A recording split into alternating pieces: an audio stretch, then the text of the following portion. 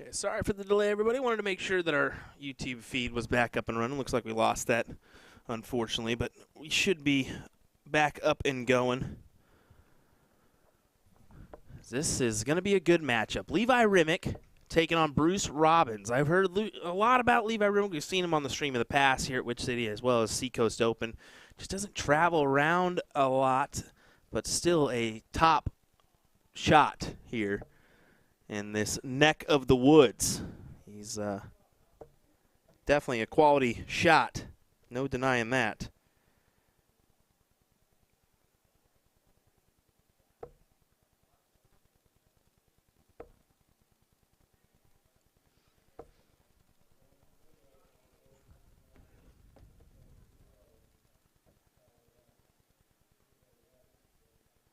Get a little bit better view of these guys here. Bruce does have the advantage with the 20s, where Levi's working on the 16s.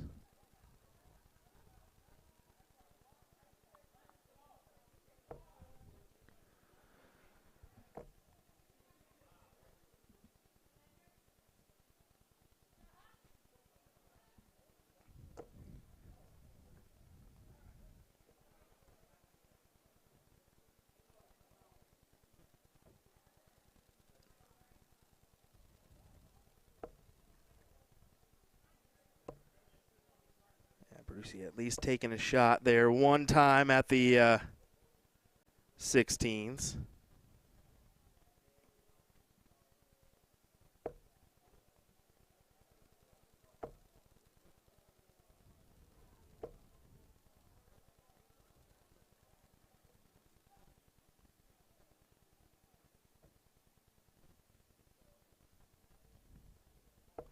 How about the display Mr. Luke Littler's putting on this weekend there at the British Classic? He beat Peter Jacques to win his second title of the weekend here. So pretty impressive stuff when you think about it. I think that's a WF Gold and Silver event, if I'm not mistaken.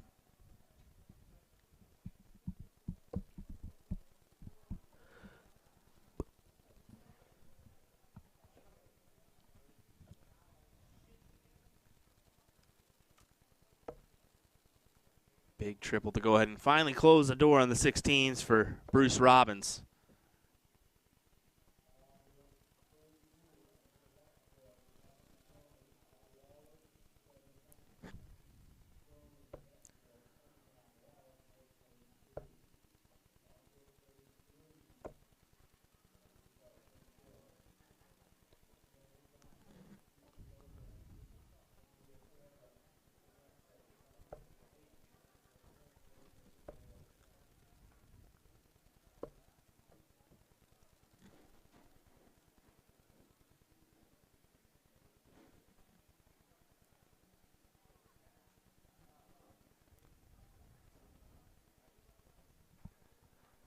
Levi taking a second here before he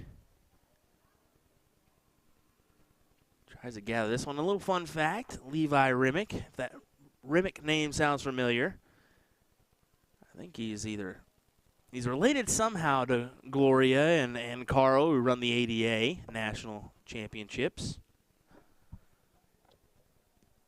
The American Darters Association. Wanted to go ahead and mention that one. First bowl for Bruce. The second bowl for Bruce.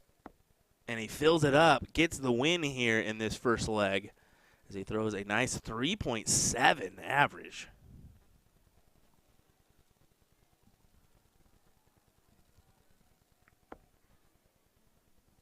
This is diddle every leg.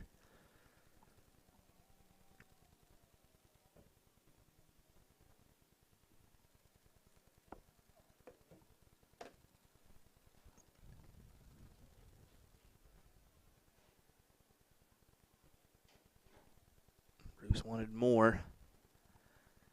Wanted to get the start here, make it a little bit easier on him.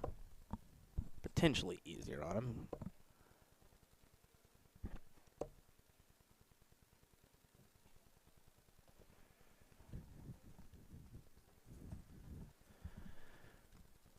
Levi does end up coming up with a 5 mark after all.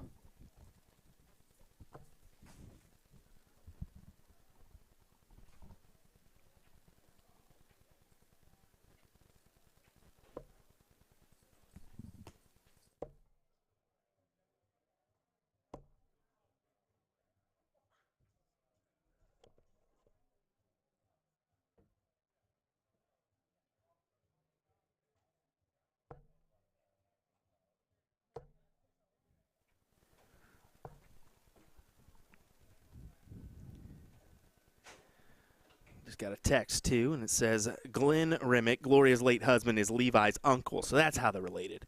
I was wondering if Levi and Carl were cousins or how that worked. So there we go. Appreciate that, Mr. Jason Smith. Send that information to me.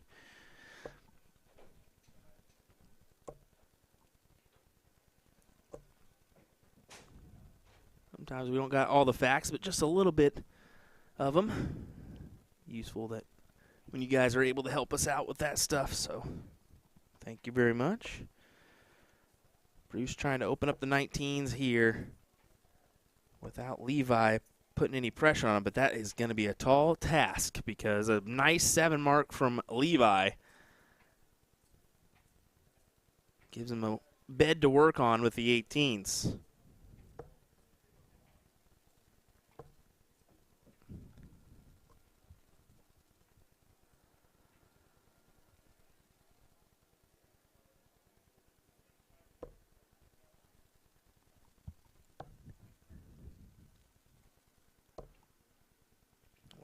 Levi's feeling his timing in this leg. 4.6 MPR. Bruce not far off. 4.3 for him, but, I mean, the pressure is just being significantly added from Levi. Let's see, both of them averaged that 3.6 in the previous leg.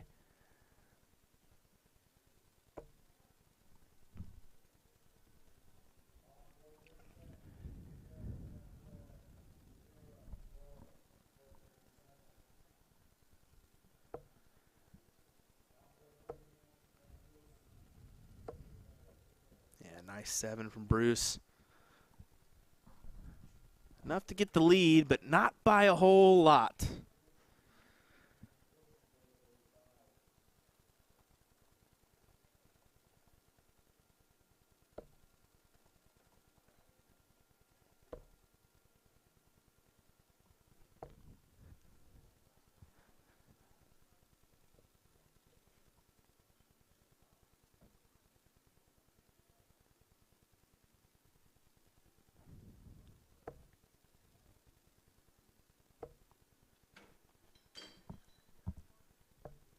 Brucey trying to go to work here. Does close the 17s out, but a massive amount of marks on the 16s.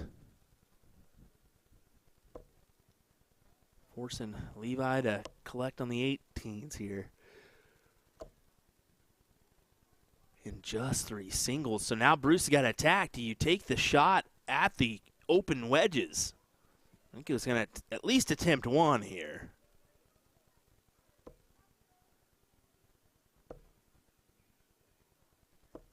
Oh, wow. Bruce just going for the straight close. I was surprised after he hit that first single that he didn't move around.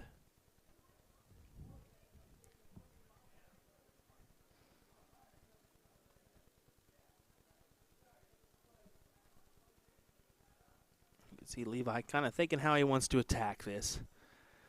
If he hits a big triple, which he did, he can go ahead and take his shot, but he's going to stay. He's going to stay right there. And then take a shot with the last, huge last. I was going to say, I'm surprised he stayed on the second.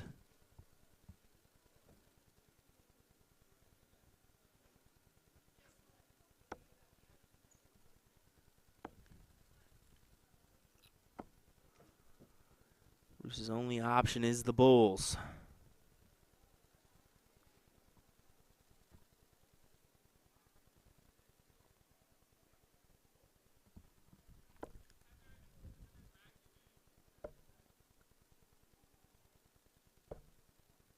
Oh, okay. Just a single 15. So if Bruce can hit,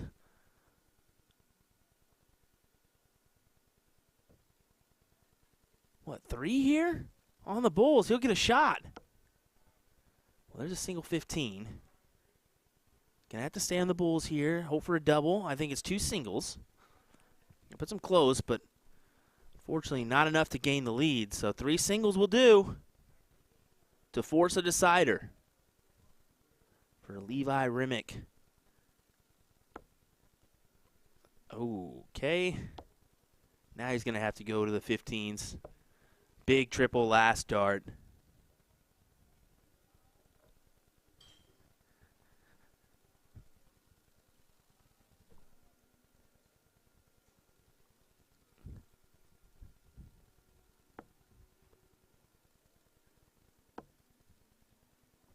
Bruce can take a shot at the match. And it's just inside the 15 for Bruce Robbins. Does have that 1-point lead. Does Levi go all 15s here? How does he attack? Maybe a big triple and then take his chances. He's kind of thinking about this one. Single 15 is enough to get the lead. Hey, he took a shot. Now you got to go back. Some touchy darts here. 60 on the board, though, for Levi. So it forces Bruce to hit again, and he's going to need 3. So got to have a double. Does he go 15 here? Just go ahead and take it out. Yeah, that's exactly what he should do. Just go ahead and take out that 15. Force Levi to hit the bulls, and unfortunately he's had a glass cover over that one of late. There's a first. There's a second. Just got to do another one here, Levi. It is difficult to work around. Steps over. Does he manage it? Yes, he does. 3 bulls in there for Levi Remick. Woo, kind of got a little dicey there for a second. We went back and forth, figuring out who's going to finally take the match, or take the leg, I should say.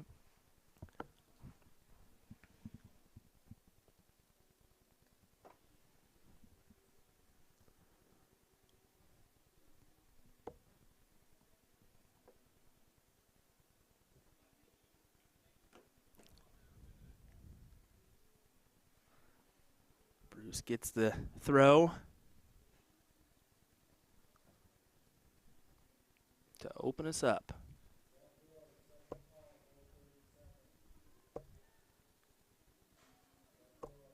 Great shot from Bruce, opening up with a 7 mark.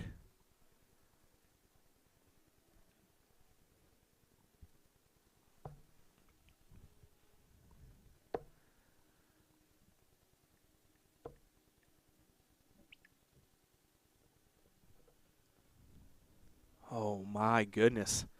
A single 19 for Levi. Not the start he wanted to have in this leg, and Bruce just goes full bore. Trip 19, trip 18 for him.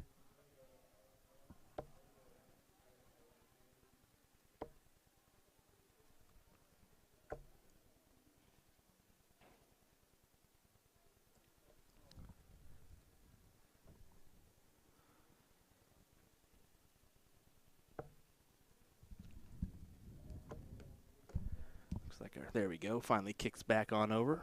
Apologies for the delay on the scoreboard.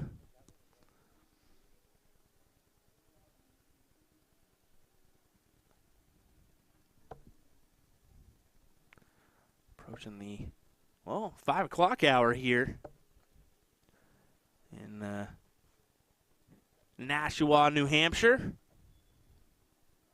We round out our coverage with this action. I know the ladies singles cricket, they should be at a finals point, I believe. Let me just go ahead and check on that bracket. Haven't seen any of those ladies in just a minute.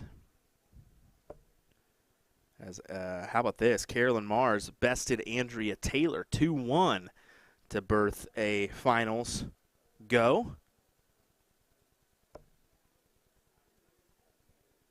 Kelly Tabole taking on Callie West on board 29. Winner of that one will advance to play Carolyn Mars. So if Callie can pull that off, we'll see a rematch of our WDF singles finals from yesterday. Levi just taking a second. He knows a tall task ahead for him in this one. You got to go Bulls here. No other answer.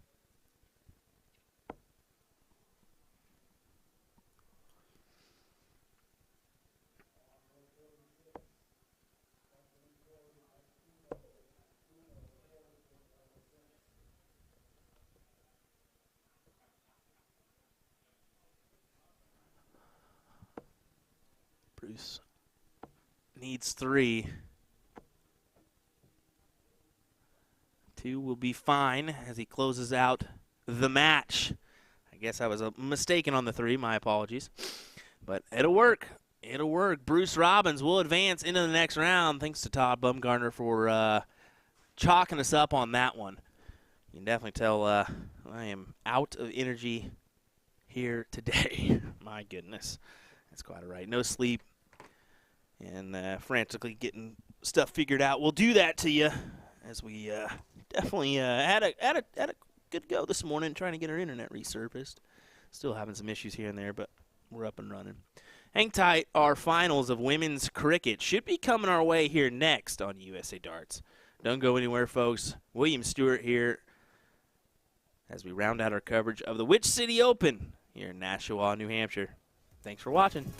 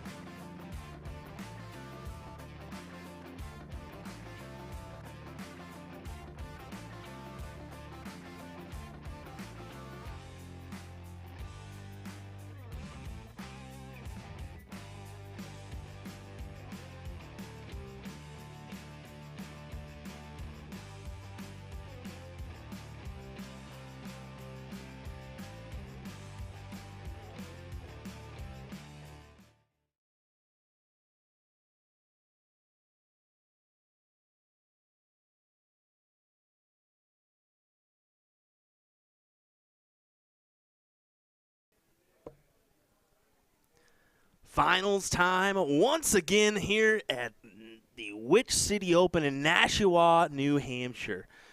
Callie West takes on Carolyn Mars in an epic rematch of our WDF 501 singles event yesterday. Callie West having quite the weekend here, as she's already won one event with her better half, Robin Curry. They picked up the doubles title yesterday. She's already picked up the singles title. Looking to have a good momentum push going into the virtual cup, the WDF World Cup. Same could be said to Carolyn Mars, who, well, she'll be participating in that event as well. Looks like Taylor Almeida is going to be stepping up to help with the chalking duties. Kudos to that young lady who's going to step in for these two lovely individuals. And it's good that we do that. I don't know why any of these guys in the back didn't step up, but it is what it is. The hall's starting to vacate a little bit. We're starting to see less and less individuals in that crowd as people head home for the weekend, or for a week at work, I should say.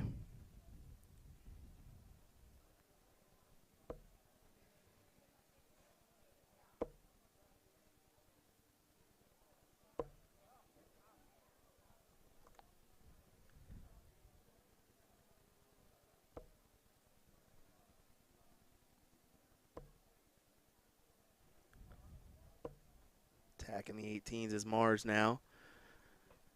Trying to open up that wedge up to West. Let's see what she does here. If she goes 17s or 18s.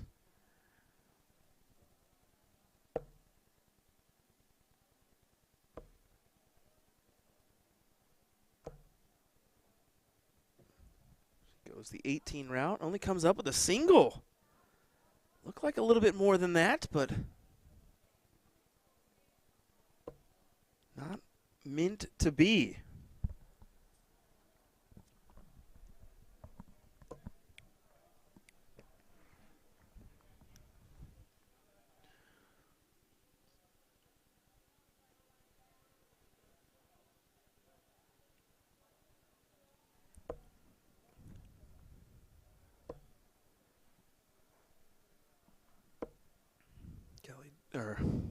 Callie just got done with a match with Kelly Tabol, and it was a tight-knit match, but West did what she needed to, coming back from the depths in a leg to win the match. So really impressive stuff for her to take that win and produce a finals berth once again. Mason, appreciate that, man. It's definitely been a battle this weekend. Not every event's going to run smooth. I think a lot of people don't understand that. It is what it is, you know. We're striving and driving here as we try to produce the best product we can and show off our North American players in the best way possible. And yeah, we've had our fair share of lag and hiccups this weekend, but nonetheless, we got her back up and running. We're happy to be back for the action here. And even if we do have some hiccups, chances are we record the matches and put them out at a later date. So we do want to give a massive shout-out to the Courtyard Marriott here for working with us to restore the speeds that we needed. And big shout-out to the Witch City Dart Tournament Dart Association. Dart Tournament. There we go. The staff that run this bad boy, a part of that Minuteman Dart League. Takes a lot to put on one of these events, I assure you that. A lot of time, a lot of dedication, and it all pays off into a 3 quick days, as Friday was just here, and now we're already almost done with the weekend.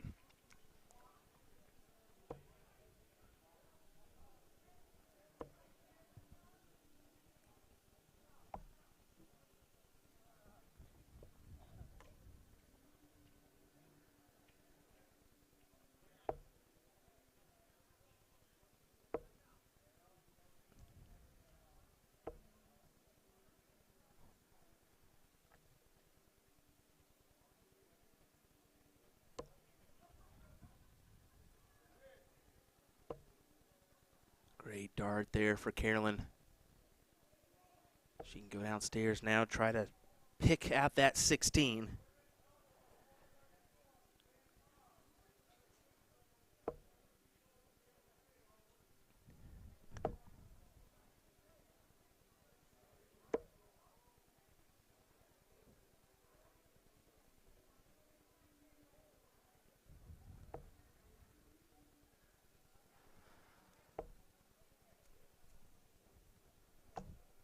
Taking a look at our other brackets, we do have our ladies doubles events that are already underway. We're going to be waiting on a couple matches, including these ladies to play their first round matchups. So that bracket starts in the top 32. So just to kind of inform you of what we've got coming your way here for our men's singles cricket event.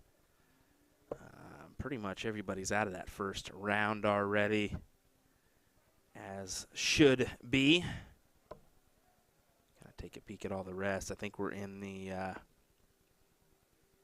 round of 32 in some matches on that singles cricket side. So making our way downtown, walking fast. No, making our way to the finals here of all our events.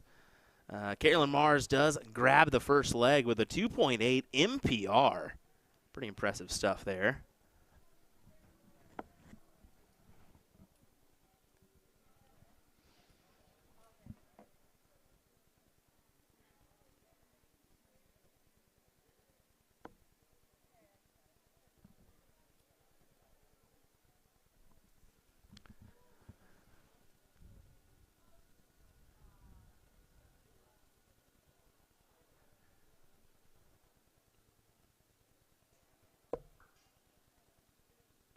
To lead us off in this one. Gotta find a triple, I feel. Doesn't find it, so just two. Does Carolyn attack or does she go 19? She's, looks like she's gonna attack here.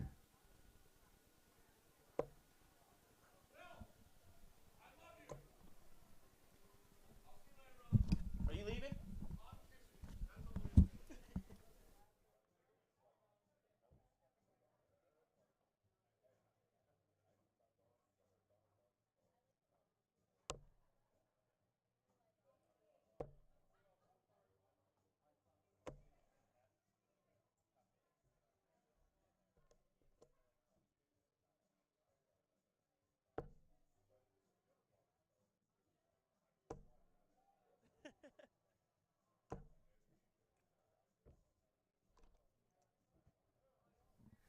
Sorry for that. It's about that time of the weekend where everybody's starting to head out. Got a couple goodbyes and whatnot. So the main folks, Dags and Fitzsimmons and all them, came by to say goodbye. Always appreciate that.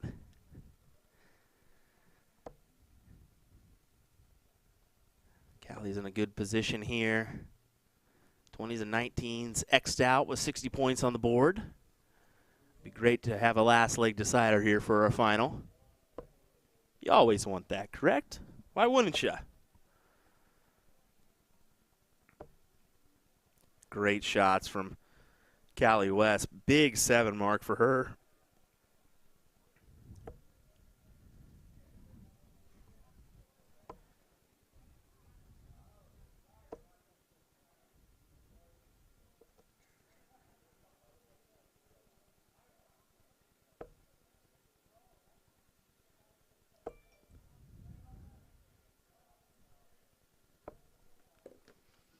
She continues her dominance. 16s are X'd out.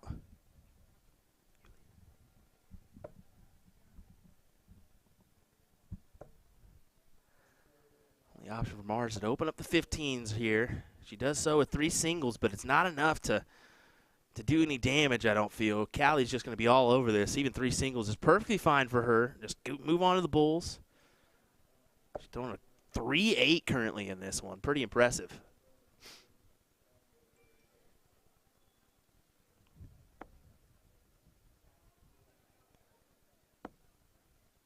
Big double for Carolyn.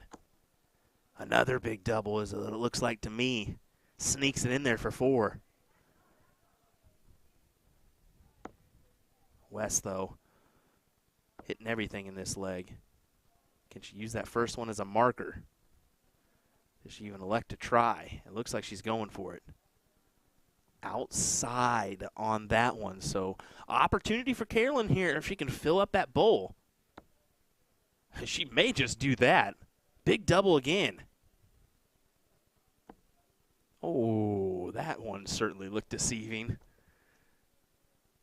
Keep it right here as Callie attacks the bulls. Got to find your way above that one. Use that flight as your marker. Yeah, smart move for her to go upstairs. Go ahead and pad some more points. Forcing 2 bulls for Carolyn.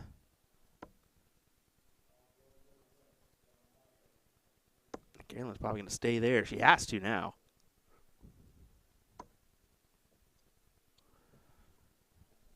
Nothing of value. West to force a decider. Here's a single. There's a single. She does manage to put it in. We are headed to that last leg decider, folks. Callie West, Carolyn Mars, who's going to be crowned your women's singles cricket champion. Can West double dip the singles here? Or will Carolyn sneak on in and get the title?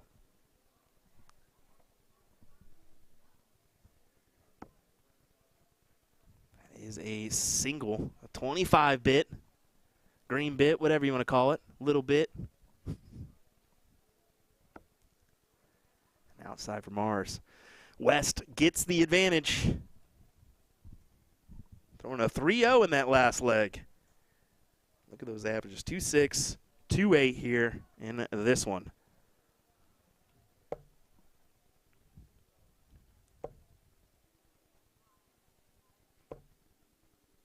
Only 3 singles produced here. Does Carolyn, she's going to go right at the 19s, I feel.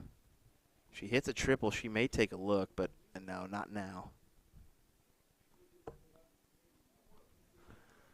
Oh, fantastic 6 mark. Pressure added here.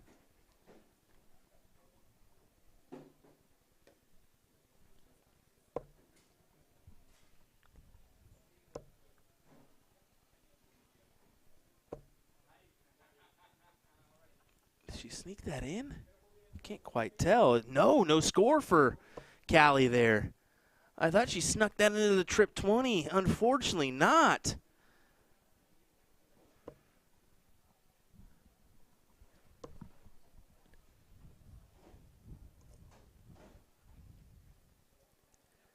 As Mars goes ahead and closes out the number.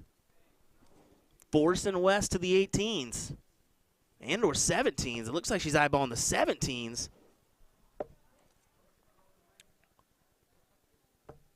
Oh, my goodness. A case of the neighbors for Callie.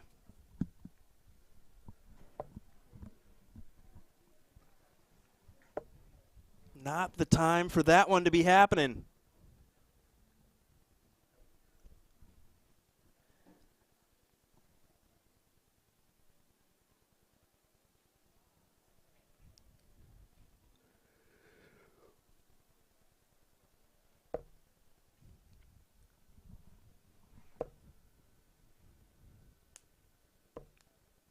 And she finally collects on the triple. But still not enough to have that lead. So Carolyn, as you can tell, I'm saying she's got kind of an odd throw. It is a little bit different. Instead of going towards her face, she goes more towards the shoulder. And as you can see, it's kind of getting caught in her hair. That would freak me out a little bit. But she also holds, I believe, from the front of the barrel. So you can see it kind of pull back and unique gripping point. So, yeah, I mean, I would say a little bit of a different throw for sure. But it works for her. There's no denying that. I mean, you wouldn't get to this position without having your timing and your release coordinated and feeling consistent and good.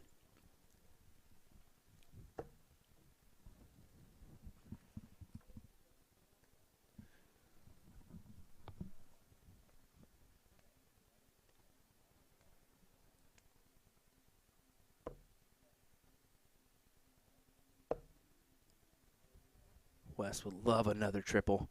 5 mark is okay. 5 mark is okay. Gets her a lead, and a lead by a good chunk. But one big triple just like that one regains for Carolyn. Go ahead and double check. She's going to stay down there. Figure maybe she takes the look, but when you're in that last leg decider, it is always smart to pad up those points. Make sure you've got a good extensive lead because you don't want to find yourself losing because of that.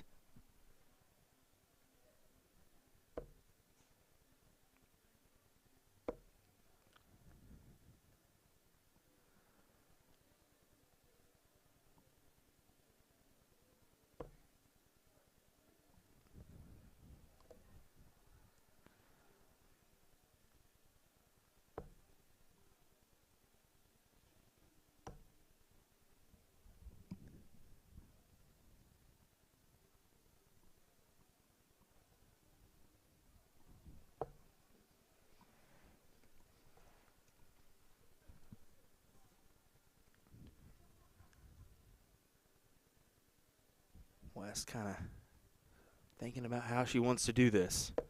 She hits that first start triple, which she won't. Not even having the first start triple, she's going to attack mode here.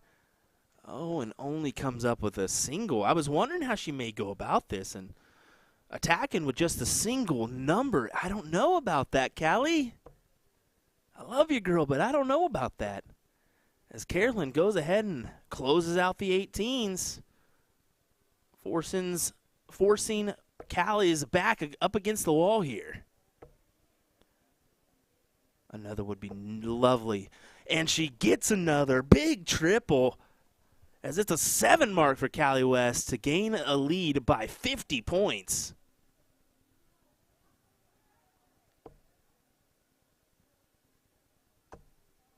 Oh, just a single 19. So I would get rid of the 17s here for sure, Callie. And missing that first. Oh, okay. Yes. How about that? Fantastic stuff. I was wondering if she would just stay there, go ahead and collect the 17, and then go back for points. But instead it works out in her advantage. She closes houses for Carolyn, and now she has the advantage. This is almost working out in the same way of her last match against Kelly, where she just came back from the depths to win the match.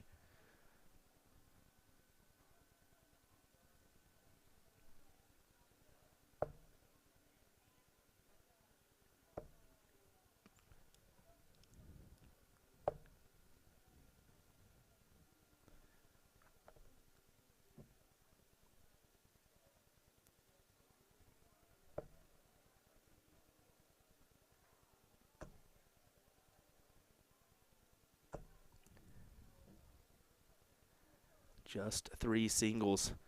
Callie is 1 step closer to a title here, and her second of the weekend. Her second of the weekend. That's actually more than that. Her second singles title of the weekend. I've got to reiterate.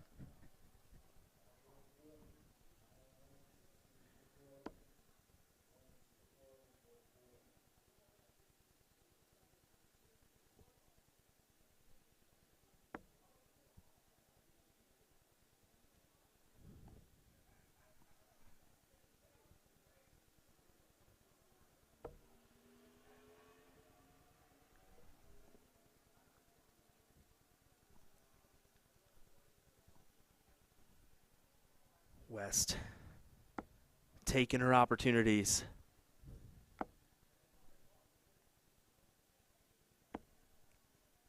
Won't go here. Carolyn's got to fill up the bowls and then some.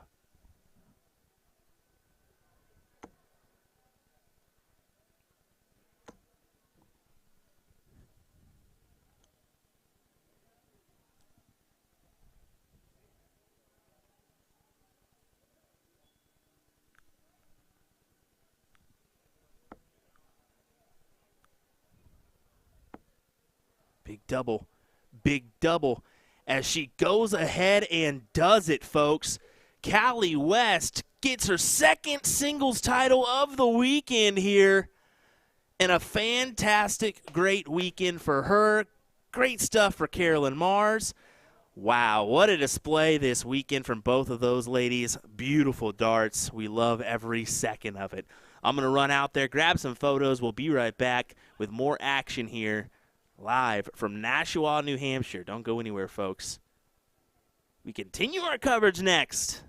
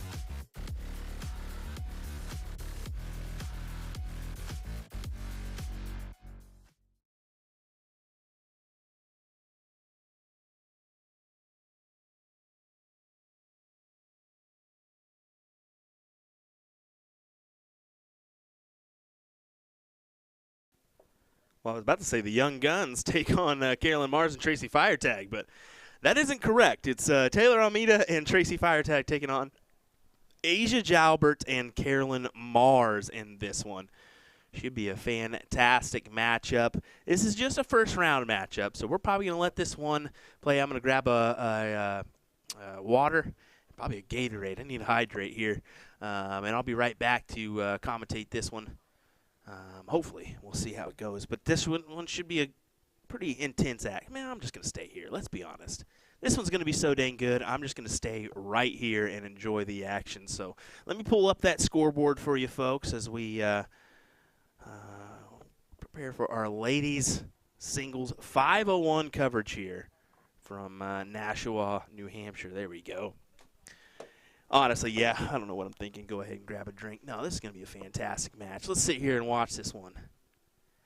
Taylor Almeida, a local player. Fairly good. Of course, Asia Jalbert, a youth champion, a multiple-time, back-to-back champion, at least, of the ADO National Championships for the youth. I believe Taylor and Asia are around the same age, maybe a year or two separating them max. And that beautiful throw of Asia, that is just gorgeous. Great release, sturdy, hard to beat that.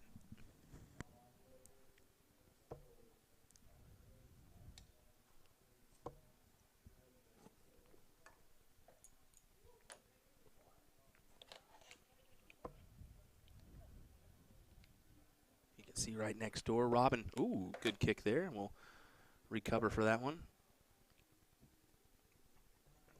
As I'll make sure to wrangle in whoever did that one.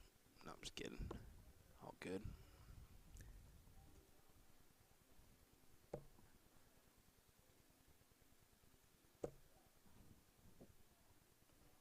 It is definitely tight quarters here. Especially with how big the tournament it is. And it's not only that, you're doing the youth events as well. So you kind of need a separate area for those youth events, because I believe that there can be no alcohol at all in the area for the youth when there's a WDF event on. I think you got to have a complete separate area for them. So that is part of the stipulations that they have to do in order to have that event. And let's talk about participation for this youth event. I was stunned when I went out into that hallway and saw how many youth competitors were involved in that event. I mean, just spectacular. And it's great to see the development of those under 12 and even over 12-year-old age groups. So starting them off young is smart. We got some promising up-and-comers involved in that program. A young Mr. Marshall, I think it's Jonathan Marshall. Look out for that name. He's going to be a talented player here soon. How about that from Asia Jalbert as she takes out the first leg in fantastic fashion. 1-0 for Jalbert and Mars. I told you this was going to be a good one. I don't know what I was thinking, saying, I won't take a break right now. Nah, stupid will. That's what that is.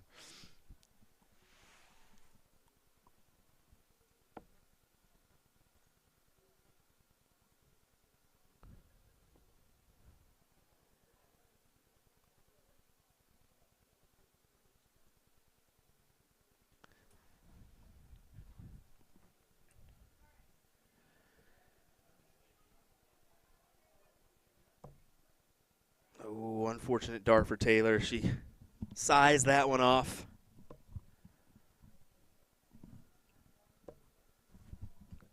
Knows that was not her best round there. She's played well in that first leg, producing triples that she needed to. But you got to continue to do it.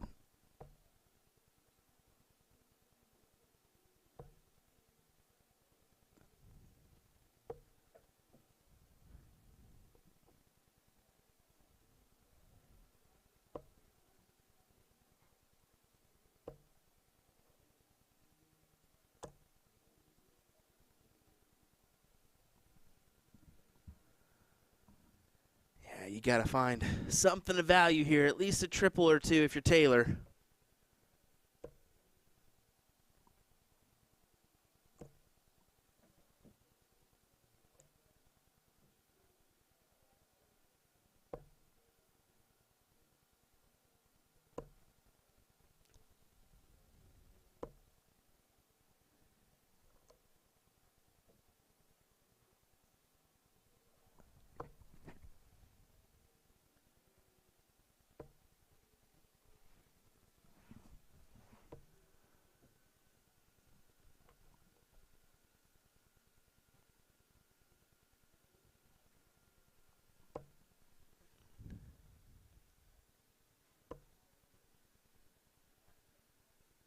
Trying to leave a check out.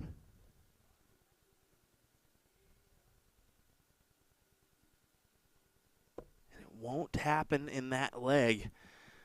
But still, Taylor's not going to leave a checkout opportunity either. So, yeah, that triple helps her out, but only pulls her down to, well, 259. So maybe a score or a round or two still outside of a scoring mark. Oh, what a fantastic 130 from Asia. Wow. Look at this right now. Sitting on 15 after 45, or with 45 remaining. 5 for tops. Oh, no, she's going to have to go downstairs now. As she hits that double one, it would have been a fantastic finish. And, man, it would have probably pushed that average up a little bit, in all honesty. They're sitting at 71.56 or 7 with that previous leg.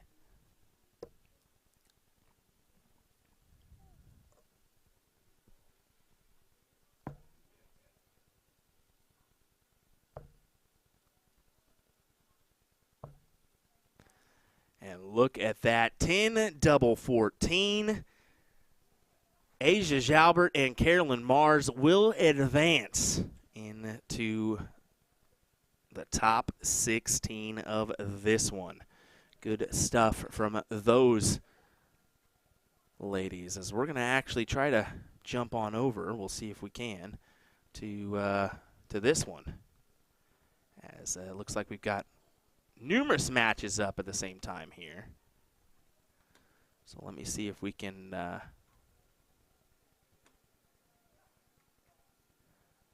make that one happen for you guys as we'll change our board view here. I think we just diddled up there for another leg.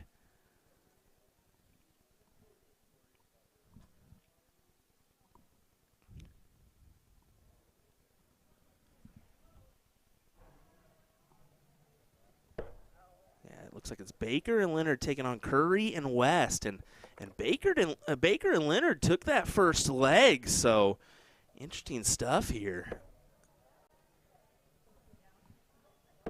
As Curry and West, they were your cricket champions. They're going to have to do a number here to come back and win this one. Currently down 1-0.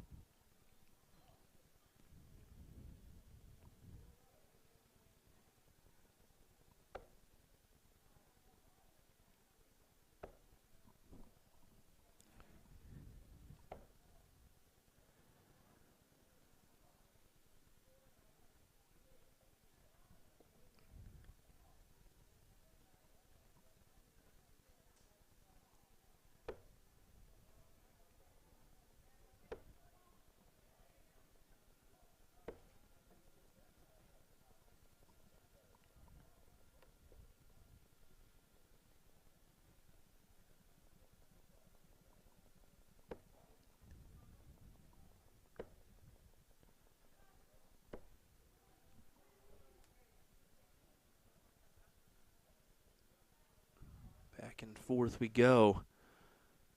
Can Curry steal advantage here?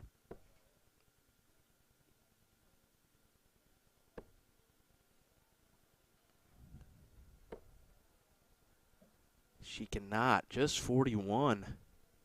It's a tight-knit battle in their second leg of action here. In the top 32 of our women's doubles event. Actually, let me check and just reassure, but I'm almost confident that that is a top 32. Just want to make sure that they don't have the prelim stage going on in that. Yeah, round one, top 32 here for these.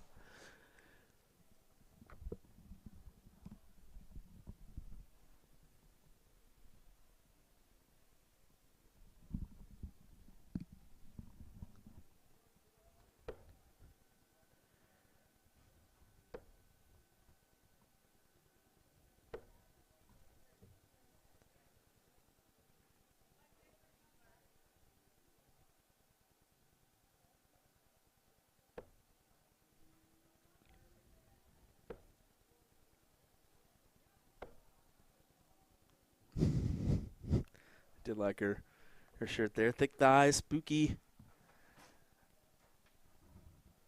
vibes is what it said, I believe. There's one thing that I enjoy.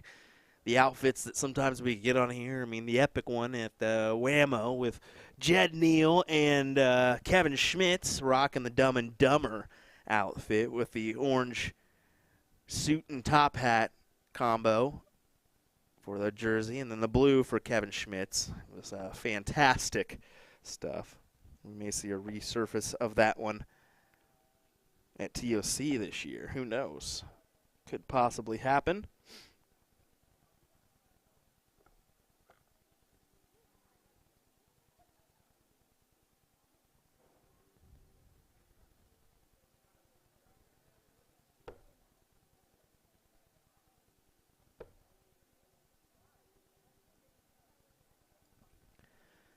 Man, Callie is definitely having a tough go. Could this be are we seeing an adrenaline withdrawal? You know what I'm saying? So she just had that spike of adrenaline from winning another title here. Are we seeing it possibly working a disadvantage spot for Callie right now? I mean, there's no doubt, and they're wanting to pull off the double dip here. Last time they did that, I believe, was Music City in 2022.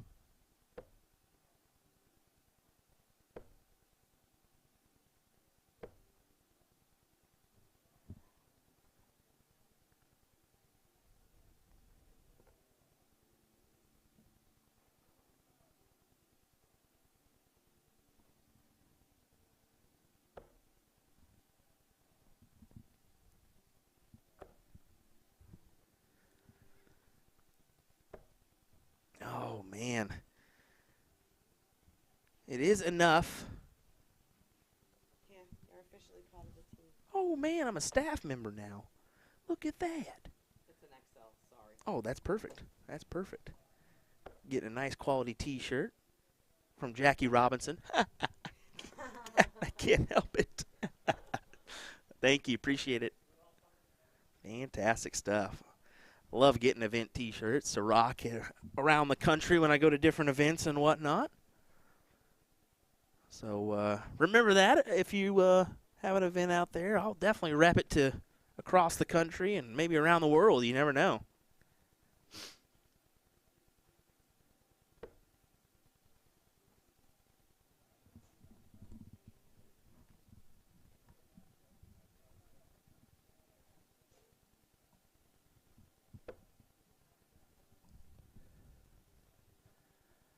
This could go either way right now. I'm going to be 100% honest. Either way. Kind of a gritty performance from both these teams. So 92 for Robin. It's okay. 51 for double 8. Or sorry, 51 for double 18. Blech.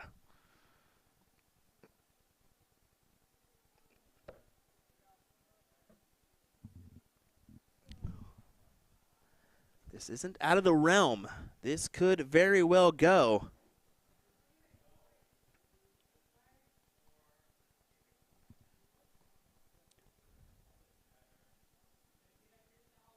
104 needed.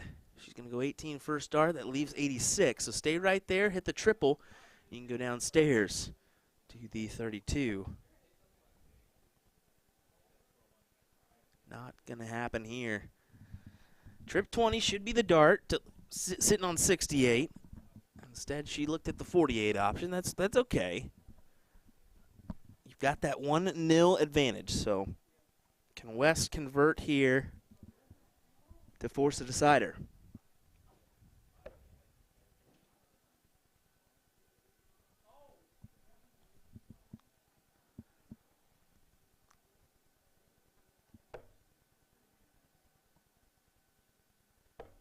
Oh, wow. What a big hit for Callie West, as it's a 70 on the board.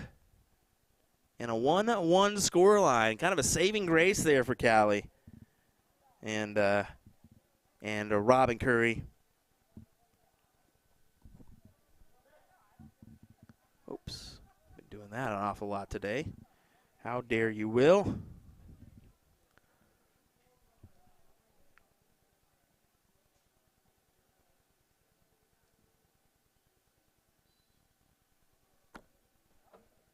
Ooh.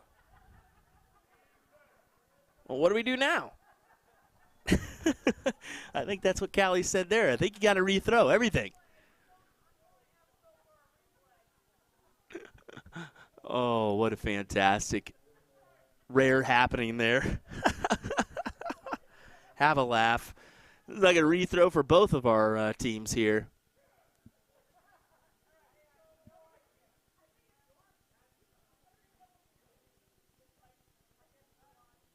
They don't even know what to do here. Hold on. Let me see here.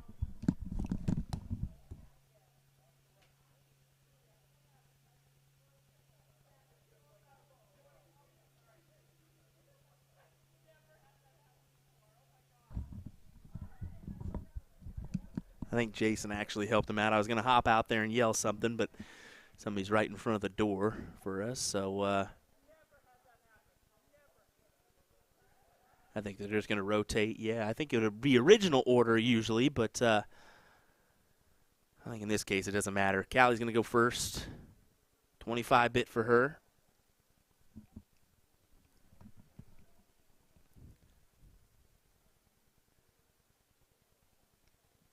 Got to best it. And well off, to be fair. As I think it is definitely the table that's causing us some fuss on that board. I'm going to go ahead and just move that out a little bit, folks, real quick, and we'll let this one play out as we go. So let me run out there, make sure we don't have any wobble anymore of the dartboard. And then we'll be back with commentary in just a second.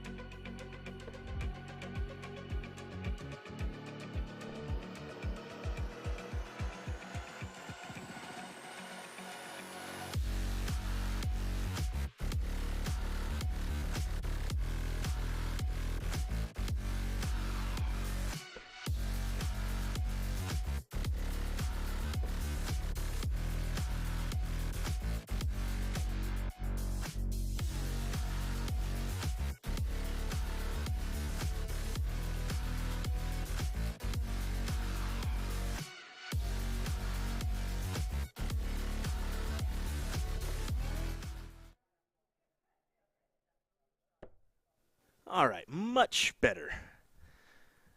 Carolyn and Asia thought I was yelling at him out there. I said, no, I just need to move the table a little bit so we're not getting all bumped around anymore.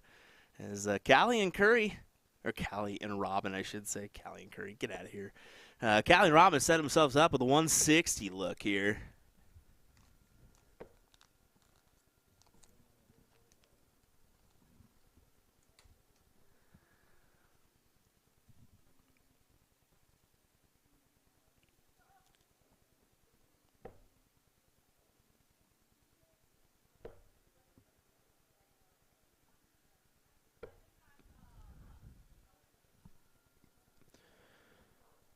So after a solid ton from Callie, all Robin needs to do is hit this 60 here to advance into the top 16. 20. And get the right board, double 20.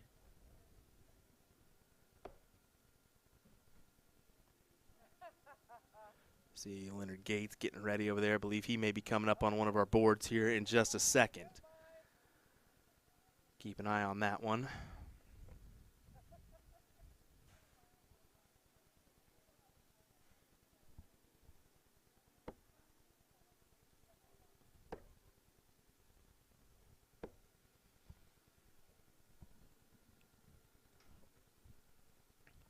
West to win it.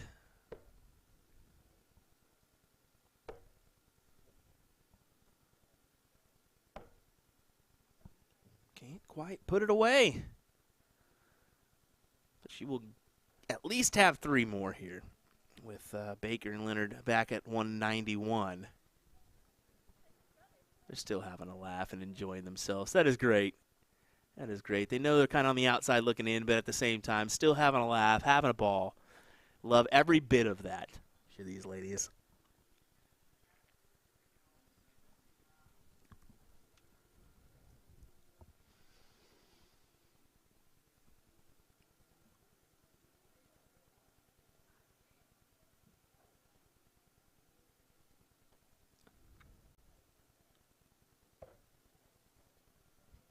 Inside, so gonna have to scramble a little bit, and that unfortunately will not do. But as I mentioned, they may have more darts here. This 151 can be a little bit difficult to hit, so we'll see if Callie can put this one away.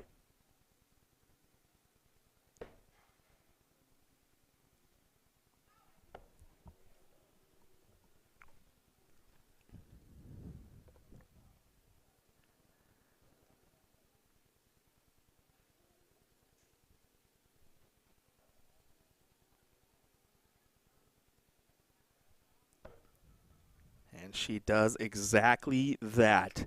Callie West, Robin Curry will advance into the next round. Good stuff indeed. I'm going to just take a gander here. They're making it a little bit more difficult on me this time as, well, now they're filling up my boards is what they're doing. So let me jump to our overview. I think we got Jim Widmeyer taking on Leonard Gates on a board over. So let me figure out how we can get to a point on our scoreboard to watch that one.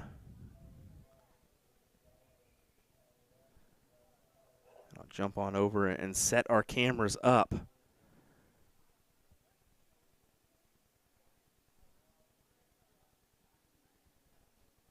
Looks like it's top 4 for Jim Widmeyer and Leonard Gates.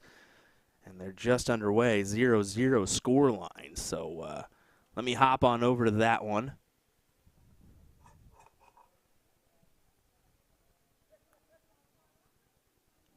I'm trying not to bother these players, so I'm trying to catch them and turn the cameras when they're not in throw. So there we go, should be okay now.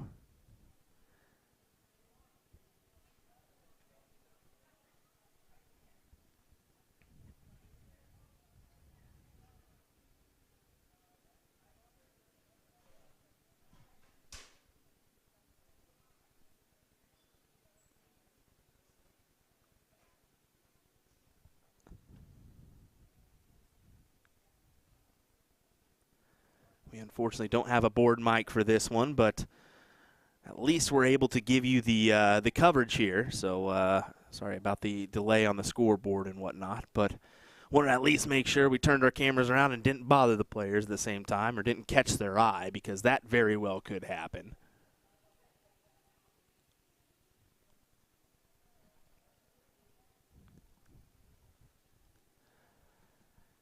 And maybe a little bit of a slack turn. Just 6 there for Gates. Wanted more than that.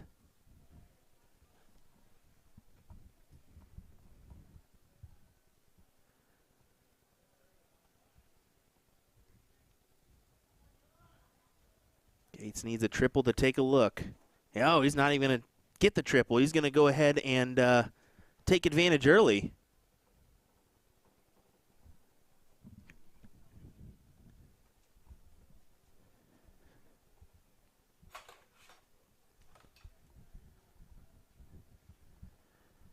See, Whitmire only grabbing the 216s, so Gates is going to be taking a shot. And taking a shot he does. What a effort from Gates. The 7 mark there, and get one step closer to a leg on the board. And a finals berth.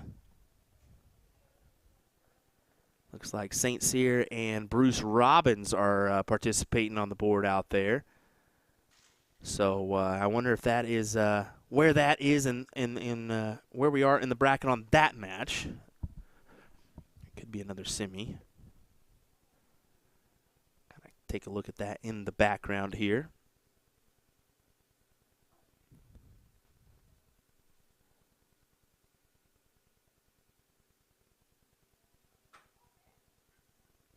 Leonard Gates actually just beating out Aaron Wrench to get to this spot.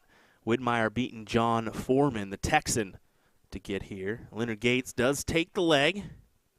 Looks like Kevin Lute did beat Lauren Langlis, as he will be in the semifinal match. And then Bruce Robbins and Steven St. Cyr are actually, wow, they're the top 16 match. So when you look at it, Bruce Robbins or Steven got to go through Ethan DeVera, the youngster, before they play Kevin Luke to get into the finals. So Jim and Gates are a little, or Jim Whitmire and Leonard Gates are a little bit out in front here. A little bit ahead of everyone else.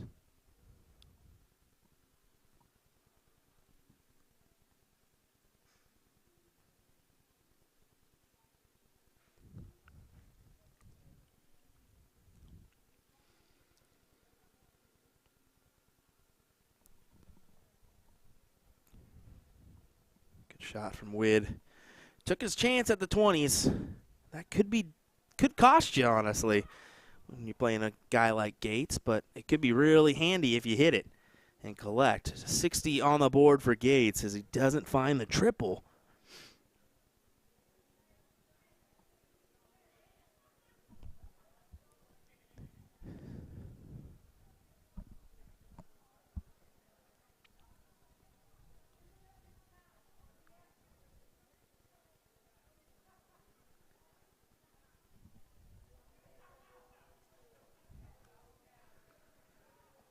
There's a 7 from Gates.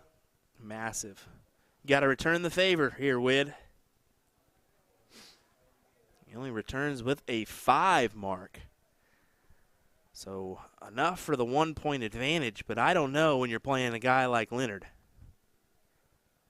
Big triple, and he stays right there for another triple. I think he would have hit that with the first start. Yeah, he's going to definitely take a shot at the 19s, but smart to just stay there, hit the 6. Force Jim to fill it up, and he will not fill it up. Just the 95. So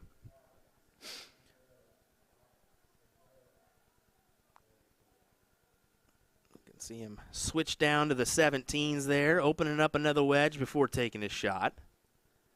We're starting to see that more often in our steel tip game with the opening of another house instead of closing out the number.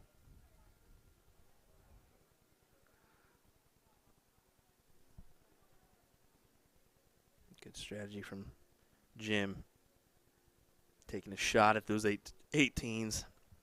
Because eventually you're going to have to take your shot. Don't want to leave those beds too far open. And only two, folks. This is an opportunity, if any, for Jim Widmeyer. Take your shot. Big trip 18 over the trip 17. Does he go double here? No, he goes for the smart move of going back to the 19s. Good strategy once again from Widmeyer. Yeah, I think it would have been, I mean, yeah, you can go inside wire, but you're still a triple away from possibly on the outside. And look at that. Massive 7.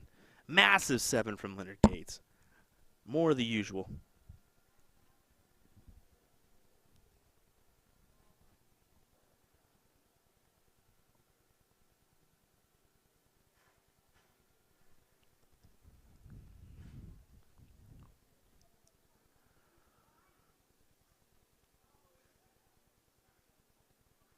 Gates, yeah. Go ahead and close out the wedge. Needing just the 2 singles.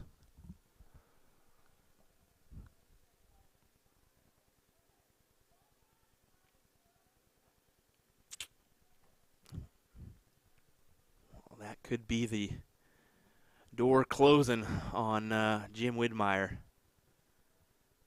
That probably is going to be the door closing as late Gates lays in a big double with his last dart. The old 50-bit.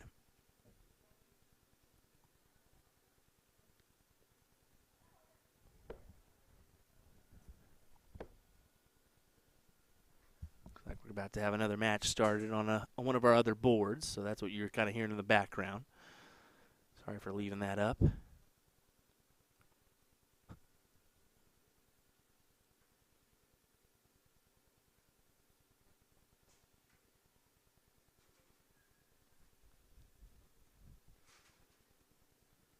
And Gates takes it. Big shots for him as he will advance into the finals. Once again, looking for a double dip himself here. We will find out. Hang tight, folks. More action coming your way as we round out our coverage of the Witch City Open here in Nashua, New Hampshire. William Stuart here. We'll be right back with more coverage here momentarily.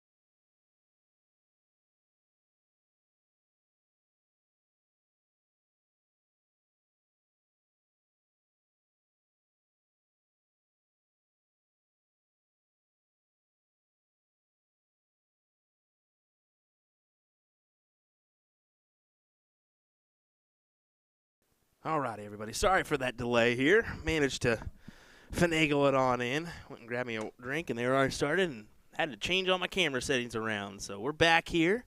This is a top 8 match. Bruce Robbins takes on Ethan DeVera, the youngster from Dallas, Texas currently. Excited for this one. William Stuart here. Jackie Robbins joining me for a little while. She snuck her way back on in here to watch Bruce play. So looking forward to this one. You were mentioning how you were impressed with the talent of Ethan DeVera. Now you get to see it on the big screen. Yeah, he's a good shooter. Man, he is. And here's the thing. With these young shooters, we see it with Joey Lanau, Caden Anderson, your P.J. Stewart. They don't give a damn who they play. No, they don't. They really don't. They don't care the name that you got. They walk up there determined, knowing, hey, I like my odds here, and they take their odds and win it, you know. So nice 7 for him there. I have a feeling this is going to be a grueling back-and-forth battle. This is going to be a battle. Yeah. Bruce knows it, too. He just came through Steven St. Cyr. I do not... Who, you don't know Steven? I don't know Steven. Steven plays a Minuteman. Okay. And every time he plays Bruce, he plays lights out, and it drives Bruce crazy. I was actually, I learned Sear for the first time, I think, yesterday, as I was singing Crier for the whole time. But, you know, whatever. That's just a Will Stewart thing. So, yeah. Steve's a great guy. Yeah, I mean, he's a great dart player. We've seen him on the stream multiple times making runs. So Ethan DeVera came through John Parker in the last round. And he did. He came through Jeff Roy as well. So really a nice little trek for him. Yep.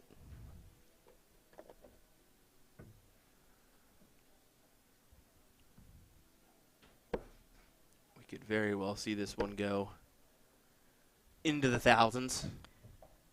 Oh, I hope not. I hope not either, but I guarantee you it could. I can see that coming. Bruce and Steve's last game was close to 900 points each. Yeah. And you can get in those grueling battles, especially in the last leg decider, your point that was battle. It was a last leg decider.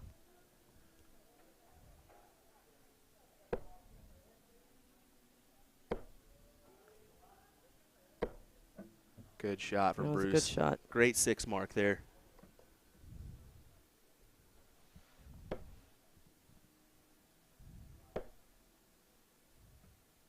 Man, Ethan kind of whips it as well. You can hear that big thud for him. Yeah, that big thud. You don't hear that on Bruce's dots. Nope. It's an aggressive follow-through for Ethan.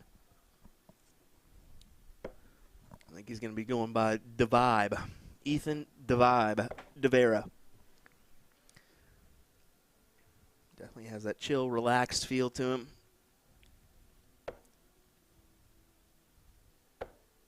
How about this? Wow. How 9 count. This? 9 count.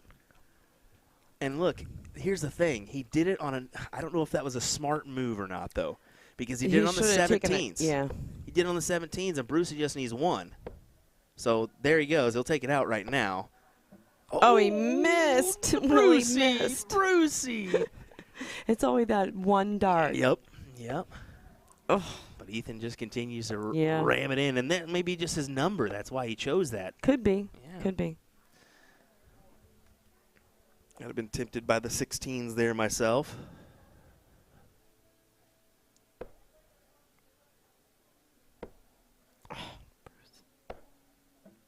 Maybe close this up.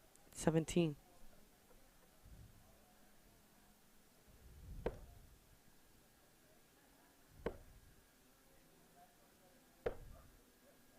Oh, Ethan. Difficult. He just he definitely just spoke some Filipino to himself. Did he? Yeah. Yeah, he definitely did. That was the crazy thing. We had Devin Peterson on the stream at the PFL event, and it was mixed doubles. So it was interesting. I asked him afterwards. I said, "Were you speaking South African up there?" And he goes, "Yeah, you didn't hear that, did you?" And I was like, "I could hear it in my mic. Why?" And he goes, "So it's not really South African." I was talking to some of his teammates, and I asked them what they spoke. English is their first language. Yes. And they actually speak. It's like a spin-off of Portuguese. Okay, that's why I was wondering. I said Yeah. South because that's where he's from. Right. Kind of probably said that one, but at the same time, Yeah. I mean, he knew what I was talking about. Yeah. And, maybe some of the things he said wasn't really appropriate, but at the same time. Bruce drew one of the South Africans in the luck of the draw on Sunday at the DPFL, and they had me like chanting like these things. It was pretty cool. That's funny. Ethan with a nice 7 mark there, forcing Bruce on the bulls. I mean, a 4-4 right now for Ethan DeVera. Yeah. That makes it tough, and even Bruce throwing a 3-7, but when the opponent's throwing a 0.7 higher than you, it just feels like not enough.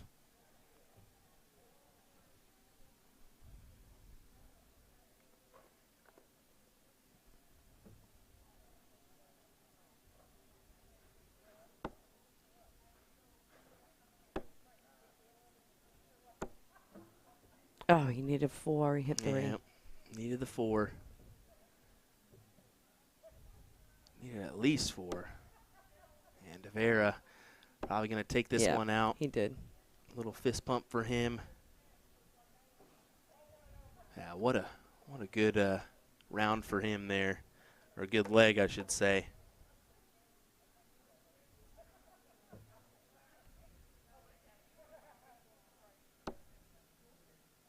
.25-bit.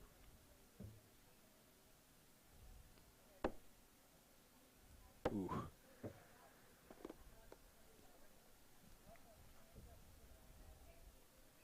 You were right. Close to 1,000. Yep, close to 1,000 indeed.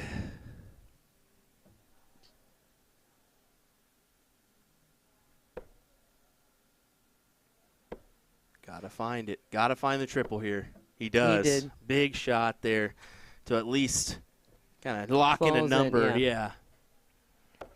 Even 3 doesn't seem like enough these days. Opponent's just keen to hit a 4 and then go upstairs. Yeah.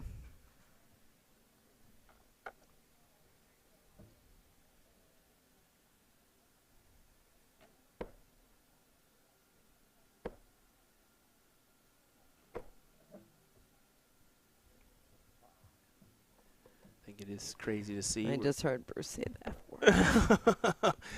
It ain't going to come through on that one. You're all right. It happens every once in a while. I was about to say, we're starting to see this cricket game really evolve. I mean, over the past, since I've been streaming, I mean, through COVID, you've kind of seen more aggressive play with more and more people starting to broaden. Oh, what a fantastic 9. Yeah, that was a good shot. That was a good 9 shot. You're starting to see more and more dart players rather than soft tip players or steel tip players. So you're starting to see the soft tip game utilized in steel tip and the steel tip game utilized in soft tip. Yeah. So it's kind of crazy how that's happening. Yeah. But some people don't see that as often as I do because I'm at all these events. Because you're streaming both. Yeah, exactly. But it's really crazy to Bruce see has the played a strategy. little soft tip, not a lot. It's hard up here. I mean, you don't have we don't have. boards up here. No, we don't. You got a couple. I know that Jay Waugh has played on before. He mentioned that to me, but I don't think it's very there's a common. place in New Hampshire that has like a fundraiser every year that he plays in, but I don't think Bruce would I think you'd find it too easy. no.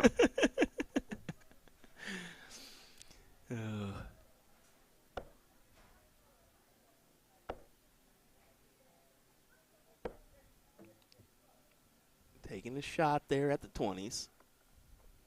Smart darts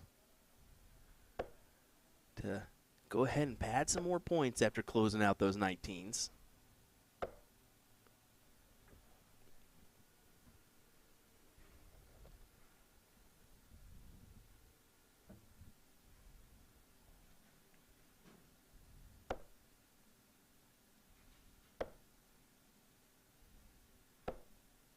Oh, 6 mark. Good stuff from Brucey. Looking to set a last leg decider up here. Yep. Okay, that freaked me out again. I learned from last year when I had to run down the hallway and like do some jumping jacks for the lights to come on. So that's why I brought this handy dandy lamp. Yep. That's what I brought that for. We got motion-activated lights here in the hallway. Way better than the cherry bomb where I had like a ticker, a timer on the lights. No, sorry. So you could hear it in the back of the stream. It was kind of funny. Big darts from Devera. When he just hit Smashes in the balls. 4 mark, but it's not enough to gain that lead. So Bruce No. eyeballing the 3 here, and that double will be nice. Oh, he missed it. Got 2. This has quietly turned into a fantastic leg. Look at these averages, folks. Impressive.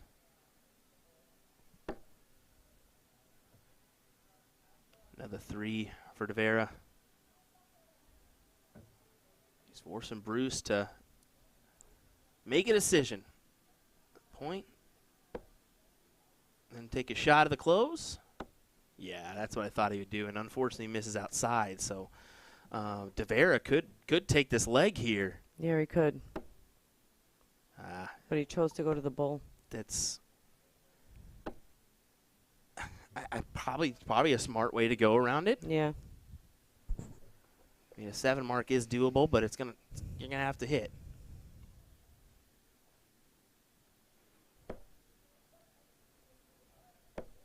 Oh, fantastic. Fantastic. That's it. Nice way to take it out. That's a fantastic shot for Bruce Robbins. And, folks, a 4-2, a 4-1 there. And Ethan gives him a little point and says that. There we go. There we go. Good stuff. He's a good kid. He that's what it is. He's just a fantastic young man. He's got a good head on his shoulders. Yeah, he does. You can tell that. He's very polite. Yes, and that's the first thing he came up to me. He came up to me this weekend. I saw him. I gave him this little look, and he just kind of smiled and goes, "What's going on, Will? Is Nick here with you this weekend?" I said, "No, he's sadly not." "Oh man, I'll have to text him and tell him hello or whatever." He's just that kind of kid. He's just that kind of character. Yeah. You know, so really looking forward to seeing him That's make the kind the of kid you want bringing up in exactly this league. You want the kid growing up as a fantastic partner as well. Yeah. So really, I would love to team up with him for an event or two. He's just that kind of guy that, you can walk back to the line and maybe you threw a 1 mark and he's going to probably get you to that right mindset to come up there again and hit a pretty good number instead of that 1.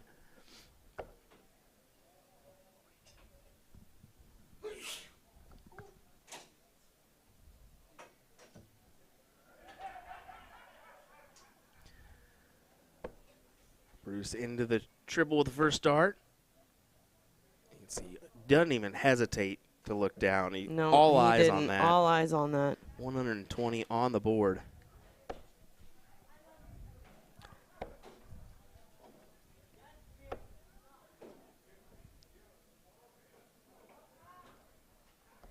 Reminder, winner of this one will take on Kevin Luke. Oh, Kevin Luke's waiting for this match. Kevin Luke is waiting for this one, and Leonard Gates is in the finals already. Oh, he is? Okay. Waiting. Oh, Jimmy's was a top 4 match. Yeah, awaiting one of these 4 individuals, that being Ethan Devera, Bruce Robbins, or Kevin Luke.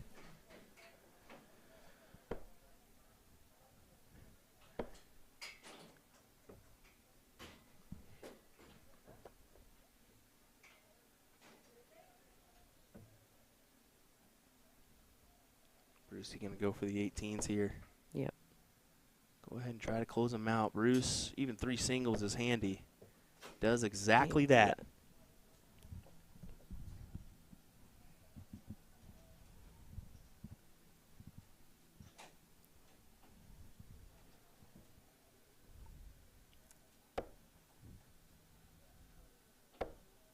Ethan's a little off his game right now.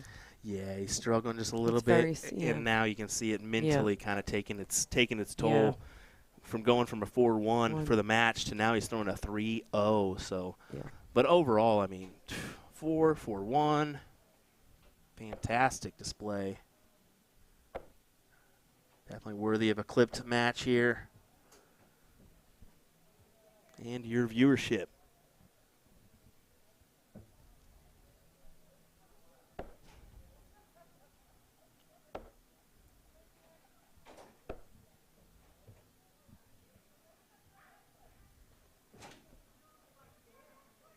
We only hit 2/16. I thought he had 4. Yeah, and it's just another one of those unfortunate goes because Yeah. 3 singles is going to be fine for Bruce. And No, he just hit a comes up 7 with count. a lot more than that. A nice 7 to put him closer to a semifinal berth.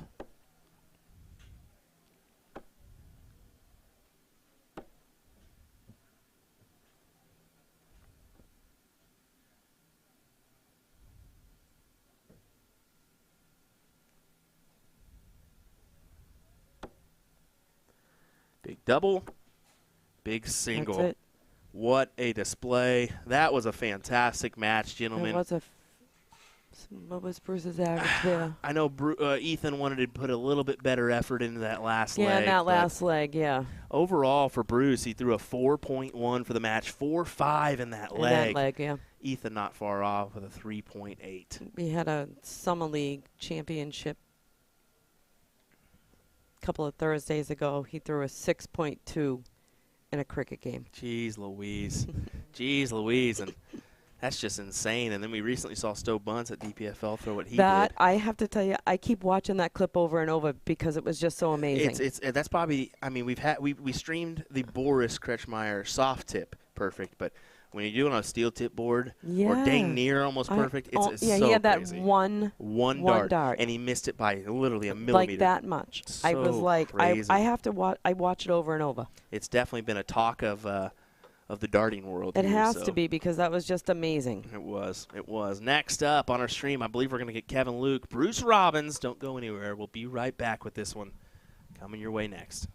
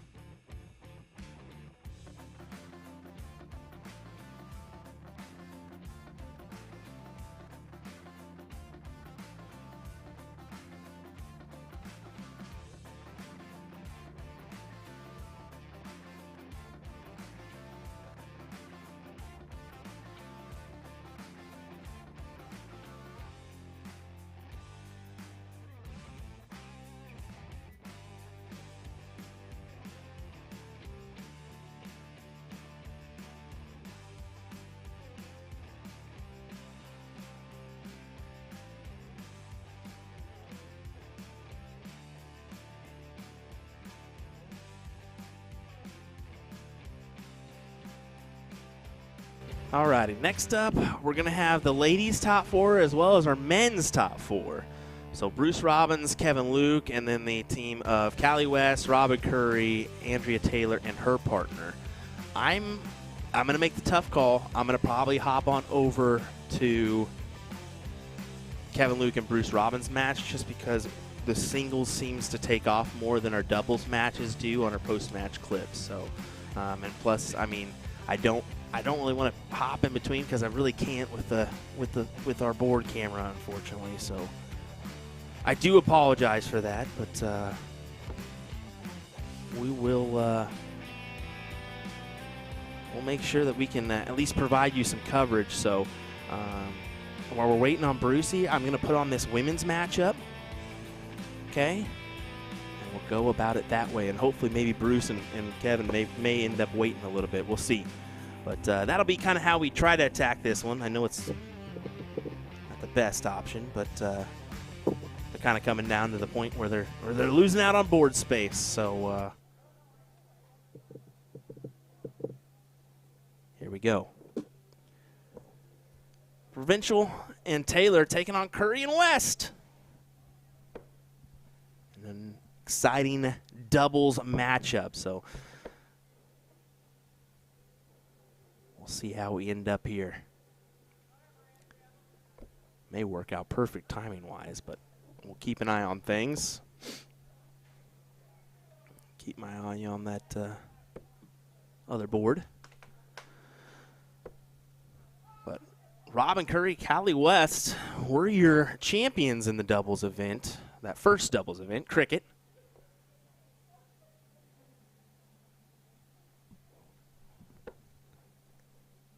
Looking to try to pull off the double dip, but in their way right now is this team of Provincial and Taylor. And Andrea Taylor, she's been a firecracker of late.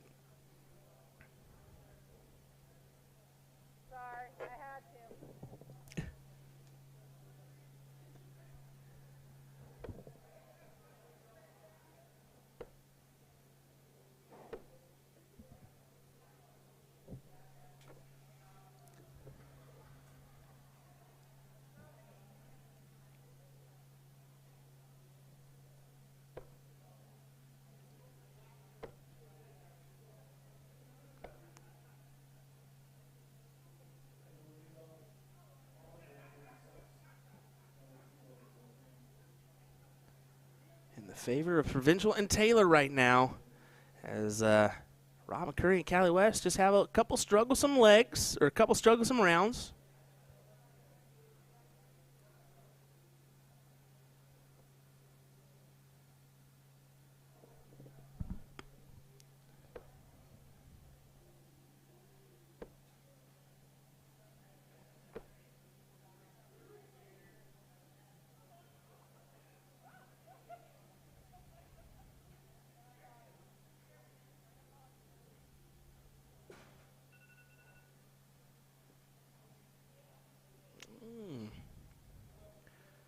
Time to check in for the old flight.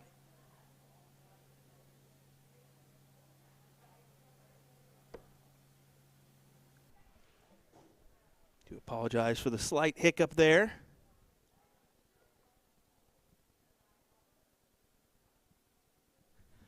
If you experienced any delays, apologies on that one.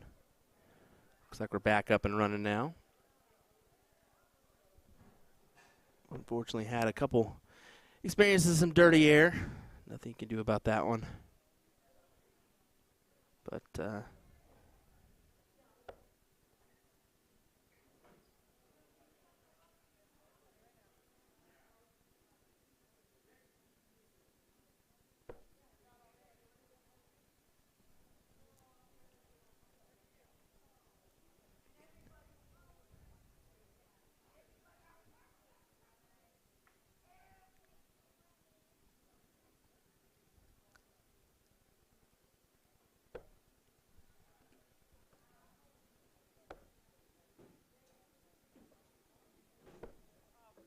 oh, just difficult goes here for West and Curry.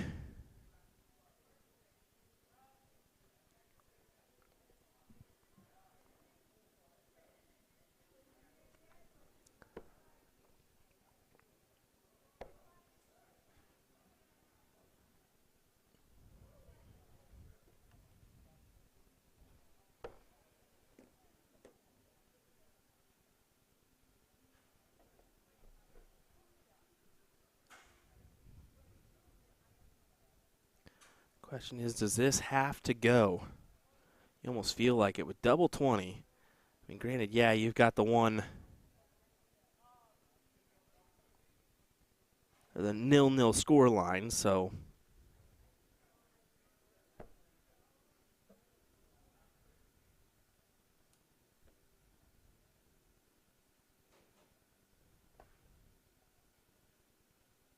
Leave the Shanghai just in case.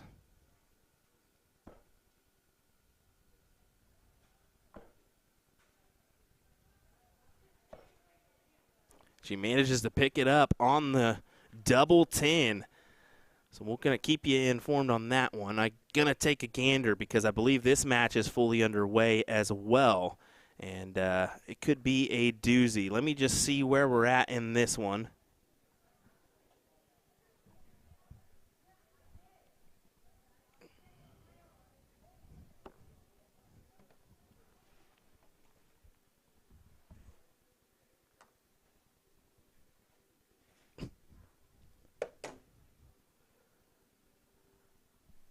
Like it's 0-0 currently, just kind of getting underway. So let me flip our board view around here.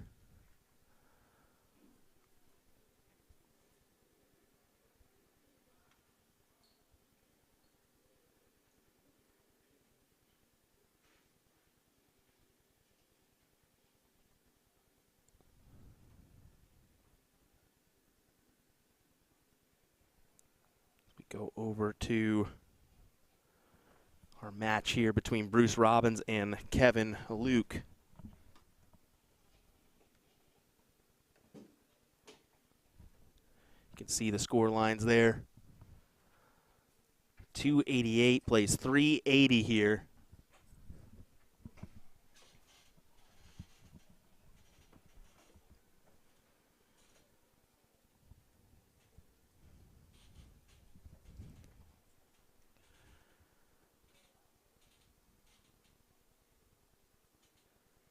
Just 3 for Bruce, but 3 will be enough. Just kind of continue to chug on as he's got the 92-point lead here.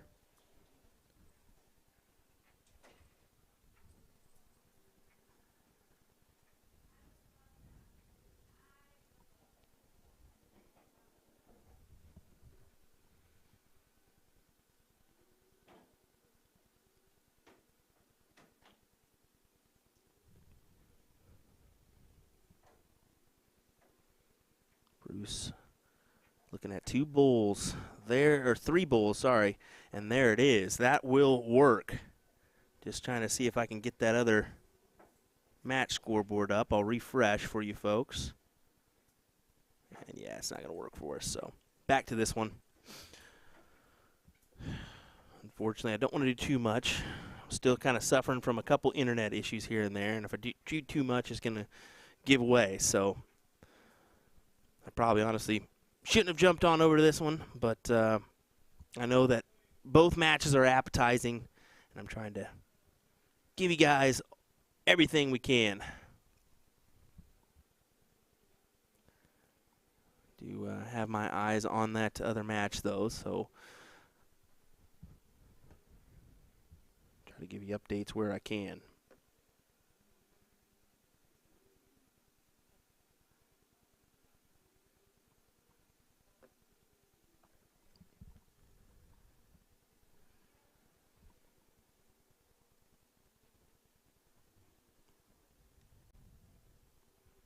But right now, Bruce is looking promising.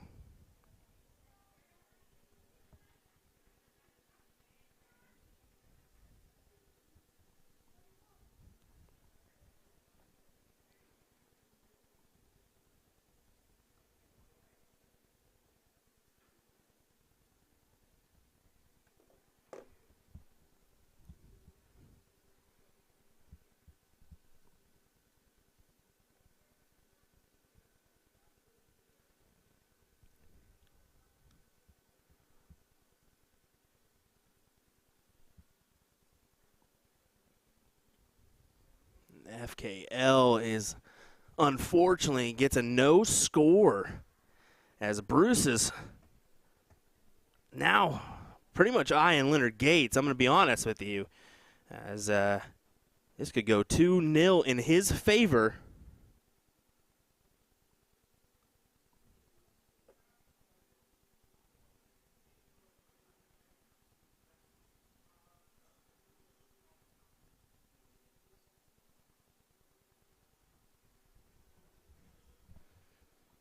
Looking to grab the bulls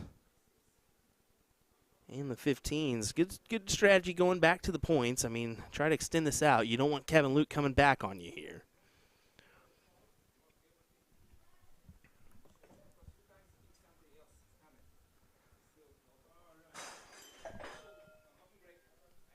Was able to pull up that score line for the ladies match. 188 for Robin Curry and Callie West. 84 for Andrea and Kim.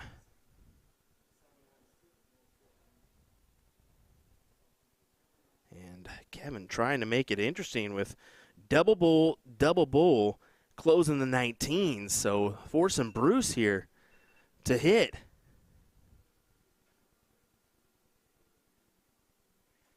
Oh, my goodness. He had to switch over because, honestly, he was blocked. And now a triple will do it for Luke. And things just got interesting here. Kevin Luke coming back from the depths as he was looking outside looking in, honestly. And Bruce, shakes his head knowing that coulda, shoulda, woulda, and he would have been into the finals. Instead, folks, he takes the L. Wow.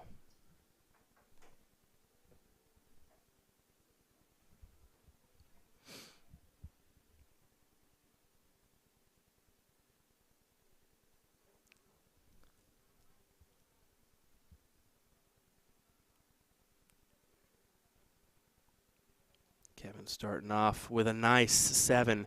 That could be just the momentum that he needed to really take off here.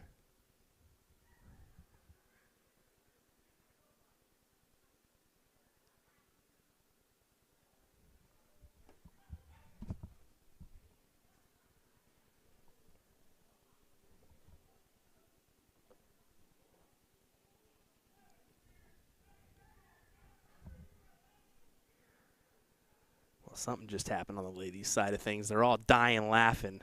And Callie West was at a 105 check. Did she take it out again on Andrea Taylor? Is that what just happened?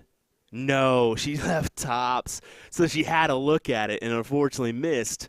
Oh, and it's a 120 floor for Kevin Luke. Oh, no. The one that unfortunately drops out on him. It's actually a 200 to 110 scoreline as we finally get that updated.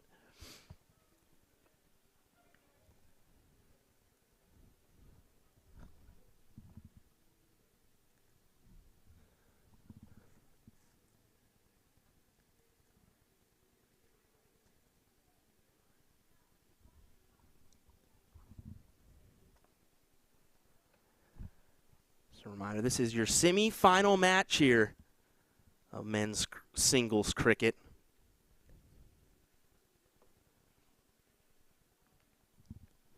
Leonard Gates awaits the winner.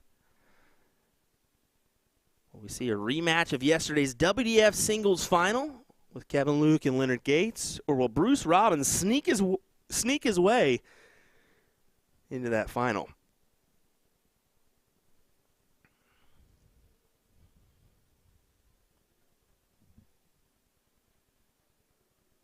Oh, Brucey.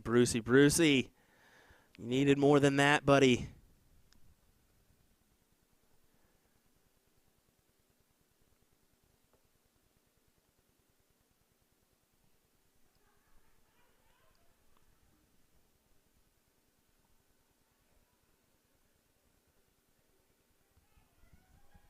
I'll tell you what, these ladies are having a ball over there. I believe Kim and Andrea just pulled off the W with a 56 check, if I'm not mistaken. But, man, they had a fun time doing that. So I want to just keep you updated on that score line for our women's double semifinals. Big shot from Bruce. Got to fill this up, I feel. Yeah, he knows he's got to go over the other side, and really, either way you go, you're kind of blocked here, Brucey. And you can't really go for the 20s or 16s. I mean, if you shoot at one, you got the other open, so it's 15s or bulls. And he tried to work around the 15s, and you can see those shoulders start to shrug because he knows that detrimental darts here. Kevin's got a hit, and he searches for the big point number. Doesn't collect, though, so.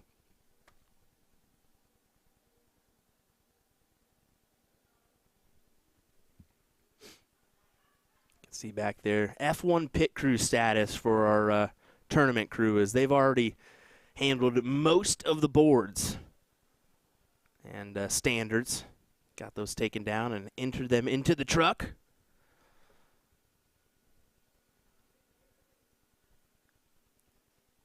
As they get ready for their next event here. And Bruce has a door wide open after a miss from Kevin Luke. Oh, no. Bruce got to find the points here. Got to find something, Brucey. And he does find the 45 at the last. Extends it out indeed. 97-point advantage for him.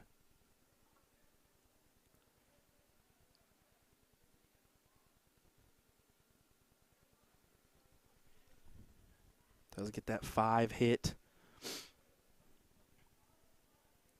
to retain, or regain, I should say.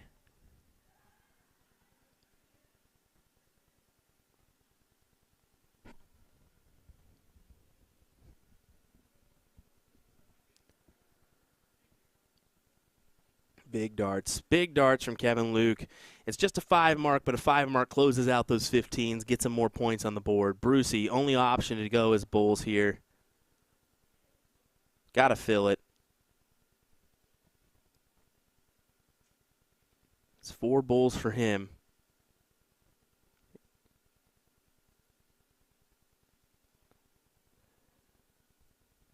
Kevin just kind of chopping at the tree. Chopping his way on down. Red bit for Bruce. Oh, man. Okay. Back to back. Back to back there. Look at the pressure from Kevin Luke. What a shot. Big 7 for him.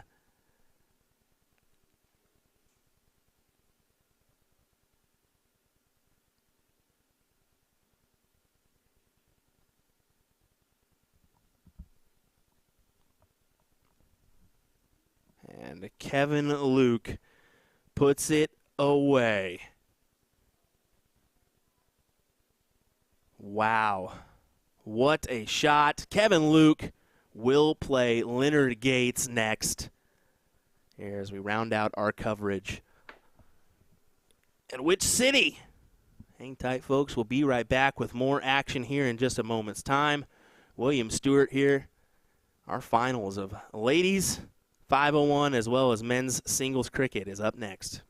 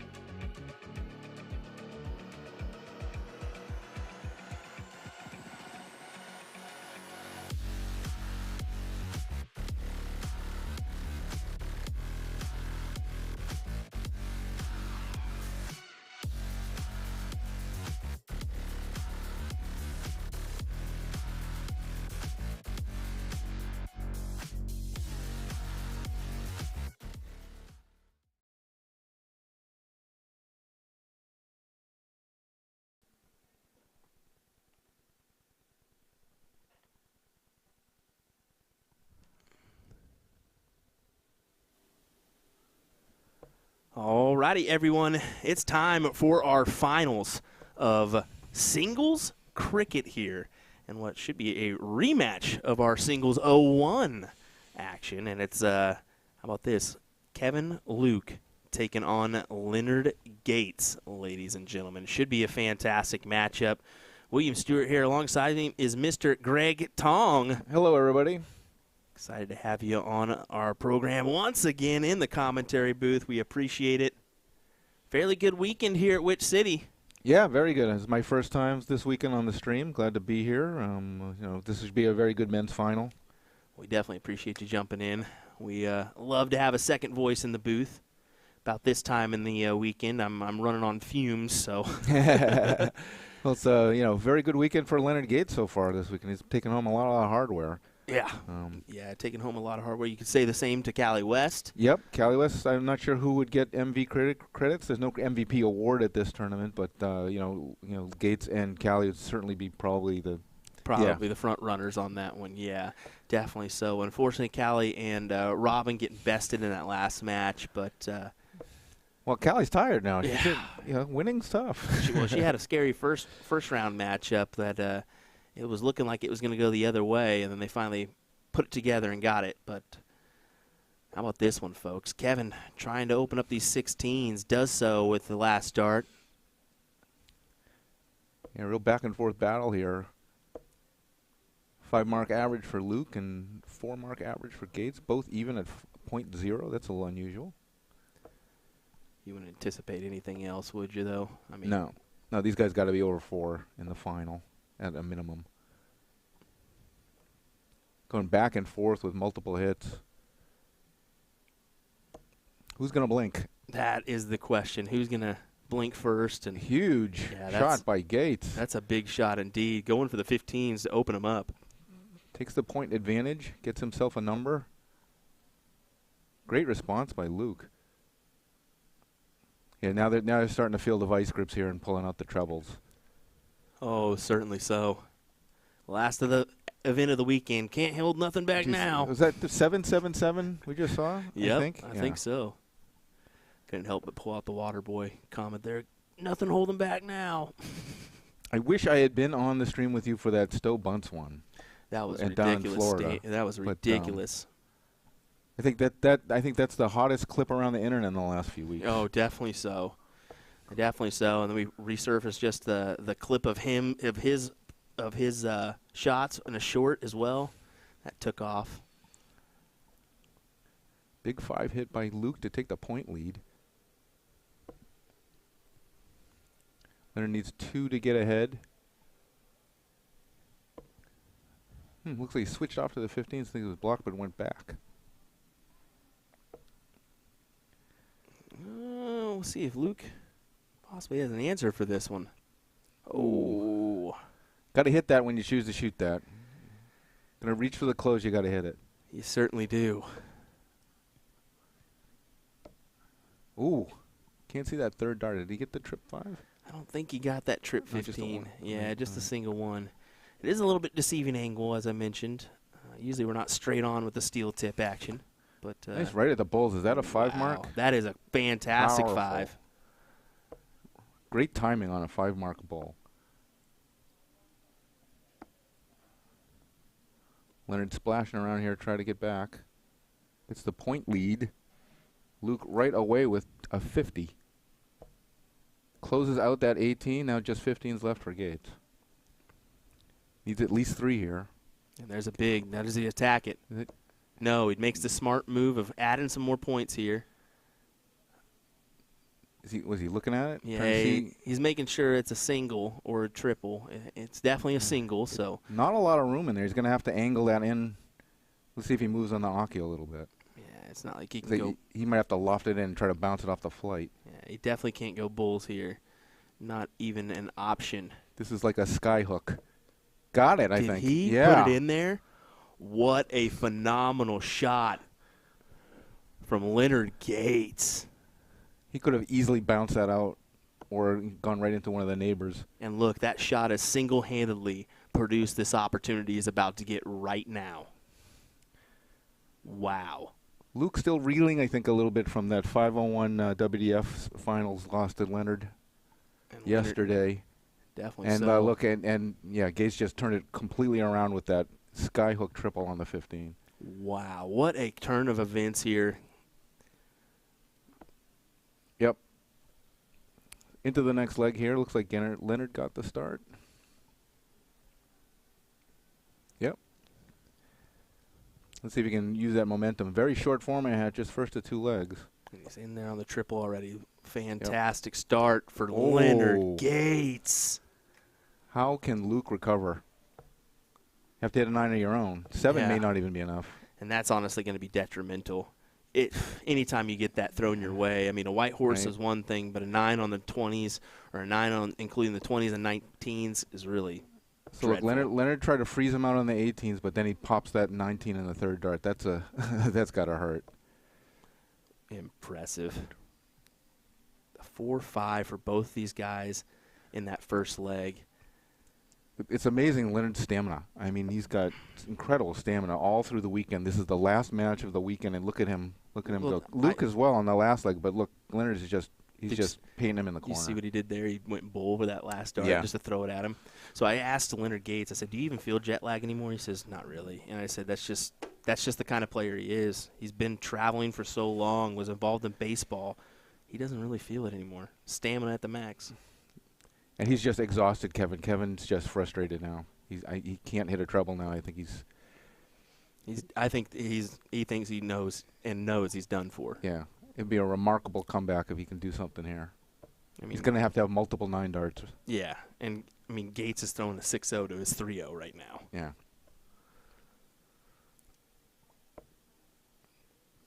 Expect nothing less from the trifecta triples seniors champion. You can see just the uddle so small smile on his face. He knows. He knows. He's got him right where he wants to. It's a great weekend for Leonard. He's like, I'm getting another picture with a big check. Yeah, dang right. Those big checks have been fantastic. Players like the big checks, yes, I think. I think they like that better than the trophy. But they can't take that one home, usually. Gates pulls it off, folks. Winner, winner, chicken dinner. His second singles title of the weekend. Leonard Gates, best Kevin Luke to take the title here at which city? Laser hot. I mean, look at the average. 4.7 average for the match. 4.9 in that leg. And Kevin not too far off of the 4.2. So there you go. All right, I got to go present the big check, and then I'll come back for the women's final. Yeah, do your big check. We got the women's final coming your way here next. Don't go anywhere, folks. We'll be right back with more coverage.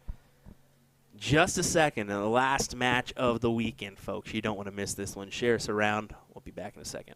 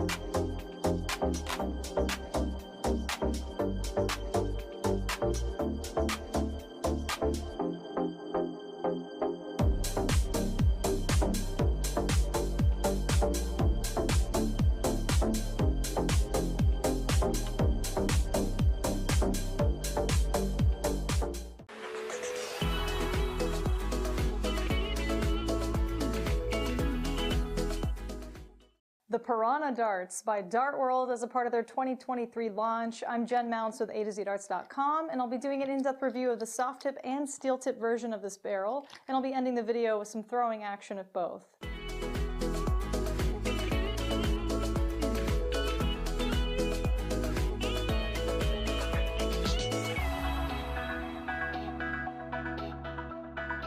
Okay, we gotta show the top spinners in action in the actual bullseye segment, so let's try one more round.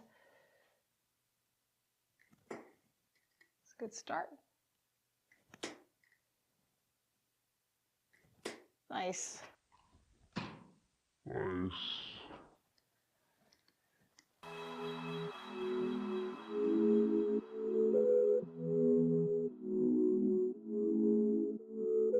So you want to get into darts, but you're not sure how. We can definitely help with that. We're usadarts.com, and we've been a dart specialty store for over 30 years. We have the greatest variety of darts in the country. But don't worry, we can narrow down that selection for you, whether you're a complete beginner or a full-on expert. We developed our own Colonial brand to offer an inexpensive line of darts, dartboards, and accessories, so you can get into the game without breaking the bank. Join our amazing community by going to azdarts.com.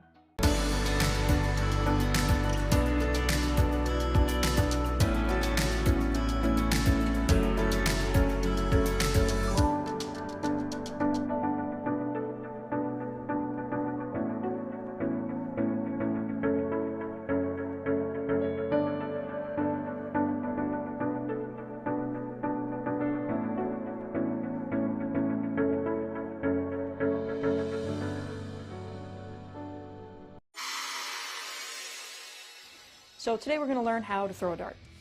In each turn of darts, you get 3 darts to throw. So with all 3 darts in your non-throwing hand, step up to the toe line. If you're right-handed, put your right foot on the line. Lefties, left foot. This isn't baseball, so you want the same foot forward as your throwing arm, not the opposite. Usually the toe line is set so that your foot will be right up to the front edge of the line, not behind it. This toe line is also known as the aki.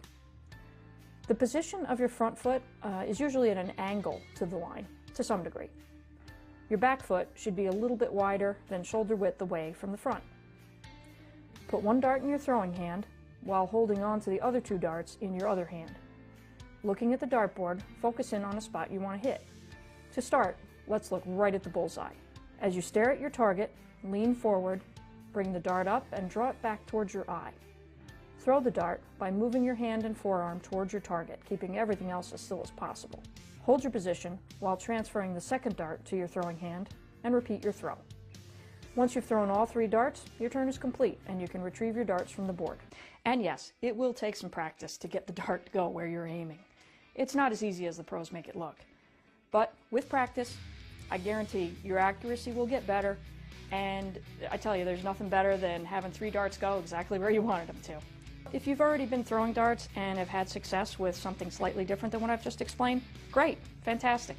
As long as it works for you, no problem. Just keep in mind that any extra movement in your throw will make it harder for you to hit your target consistently.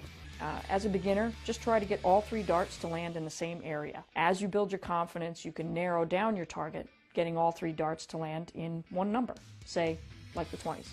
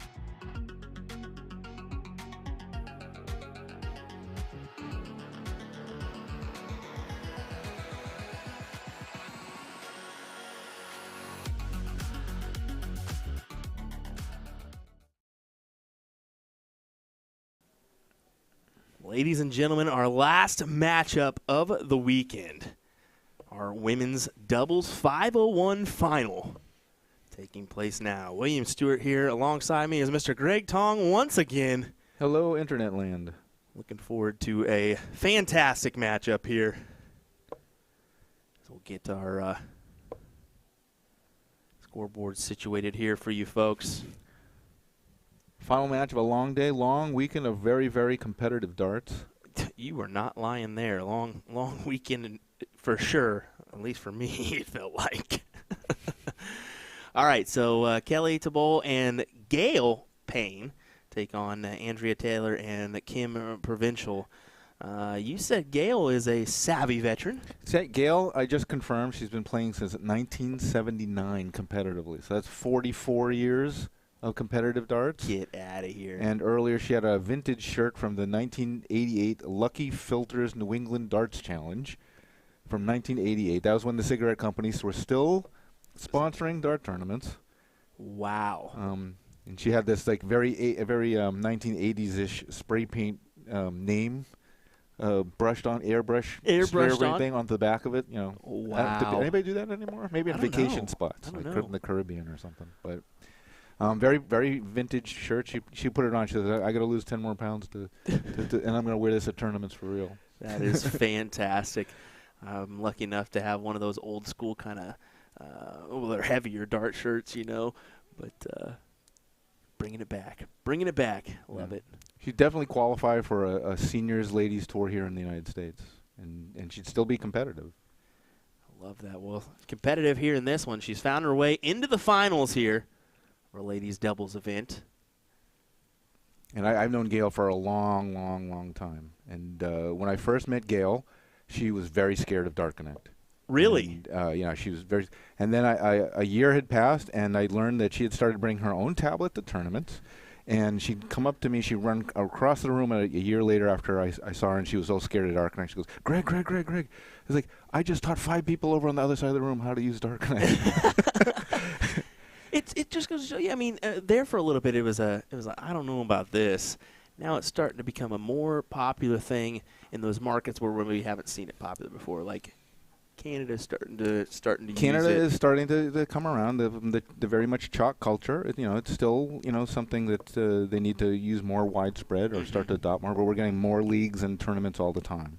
There you go. And I was at the National Darts Federation of Canada's championships in June a couple of months ago, and it's a phenomenal event. First time ever for Dart Connect. So it was really nice to capture some fantastic Canadian national darts on our platform. Love that. So many quality shots up there.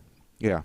I mean, that goes to show you why Canadians are so tough with the stamina, because it's a grueling 8 days of darts, and they just play round robin and match after match after match against quality competition. And that's why sometimes you see Americans fall down a little bit at the end of the tournament when they're mixed in with the Canadians. Cross-border challenge. Yeah, I'm glad you mentioned that. What's also funny is you see a lot of you can tell when somebody's Canadian usually when they if they got like a piece of chalk or something in their hand. Yeah. Expo marker. One of the Canadians, she comes over to me and she shows me her, because she had a chalk holder that she used for years, and then she became allergic to chalk, I think, or it was tough for her to use it, and she turned her chalk holder into a stylus for Dart Connect to use on the tablet. Why not? Because she got to hold it no matter what anyways, like a lot of the other Canadians do, so why not turn it into something useful? There you go. She take out that 72 there. It certainly looks like it.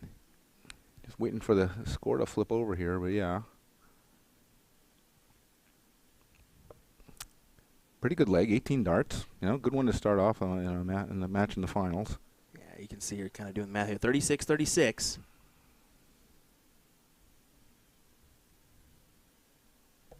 Boom. Nice. Great 2-dart checkout for Kelly. Leaves one in the hand. Big stuff. All right, so shot fired in the first leg. And this is short format, first to 2 legs. It is nice that we get to mix in longer formats at the tournaments now. Years and years ago, everything was best of 3. Yeah. But the thing a lot of people don't realize, we have so many events packed into a weekend. You kind of have to do 2 out of 3 for a lot of those just to get them by, unless you wanted to get rid of mixed. No, right now everyone behind the desk is like, can we just play 101? Yeah. One leg? Oh, my goodness. Been there, done that one. Or been there, said that one, I should say. All right, here we go. Unlike the WDF, was this bull every leg. Yeah, so gets the advantage again with good to go first.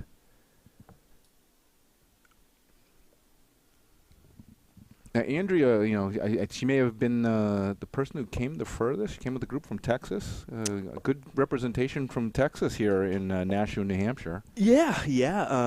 John Foreman, Ethan DeVera, Andrea Taylor. I think it's good that you're seeing those three. You're going to start to see those three at a lot of events. John Foreman already gets around. Andrea Taylor's been getting around this year, but to add that Ethan DeVera in there, ooh. Ethan DeVera, very interesting. I've seen him now at 3 tournaments in a row that I've been to, and I don't get everywhere, but I saw him at the ADA event in Dallas, at the DPFL earlier, and then this weekend I was very surprised to see him, but I guess, you know, coming with a group from Texas then makes it easier for you to get over to Nashua from way down south. Yeah. But it was, it's good to see them, and Ethan represents, I think, what is one of the growing skilled groups of players in the world, which is the Philippines. Yes, that Asian tour is incredible over there. If you haven't watched that on Dart Connect, you definitely need to go check it out. And Canadians, there's a fair amount of Filipino natives from in Canada playing there at the NDFC, and boy, some of those guys are really good. Not Cameron. Starts with a last name starts with a V. I think it is. I think he's from. I think that may be one of the players. Yeah, it does escape me, but people you wouldn't see necessarily a lot or know about them because they probably don't travel much outside of Canada.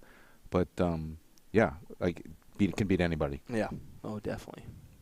Andrea kind of hitting her hand on that one, only scoring 45 here. Gail, if she could possibly get a triple or two. Let's see what the veteran can do. Cashmere. There we go. Cashmere. Yeah, there we go. Yes. Aaron Quinn helps us out with that one. There are some others too. Like I said, you won't know a lot of them because they don't travel around as much. Yeah. I mean, they say that about native Filipino ones too. You only know Lawrence Illigan. You only know was it Neil Christian Perez. Christian as well. Perez. Yeah. But they say there's guys better than them who just don't have a sponsor. Jeez Louise. So watch out when darts starts to get funded in the Philippines, and oh man, it'll be like what happened with Australia. Yeah, Australia's really taken off as well. Kelly sees to hold true, get a triple of her own as Gail helped her out. There you go, big triple.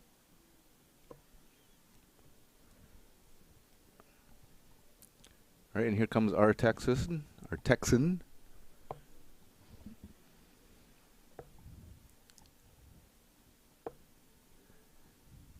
Andrew's she's had a very good start to the weekend. She made 2 finals on Friday, the mixed doubles and the blind draw. Kind of jokingly went out there and gave her a little chest bump and said, "Hey, you gonna win another final here? Come on!" Try to get her pumped up a little bit. She's going, "I'm gonna try. I keep walking to this Callie West girl." Callie West is not from Texas, though. She's from Syracuse, so it's a little bit of a transposition there. Only 28 on the board for Gail. So they put himself in a position where Kim's going to have to hit 2 triples to put herself in position for a checkout. Good. And now is on the outside looking in. Kim's a long-time tournament player here in New England. She's played for quite a while, too. Not as long as Gail, but has a lot of experience.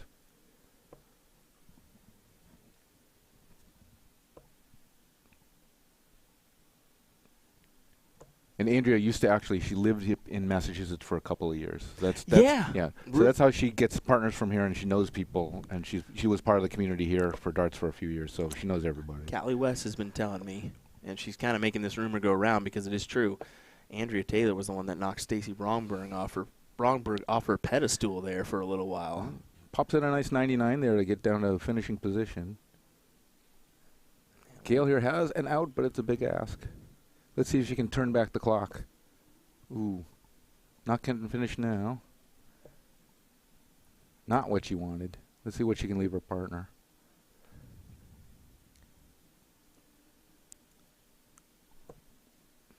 Just a breakfast for her.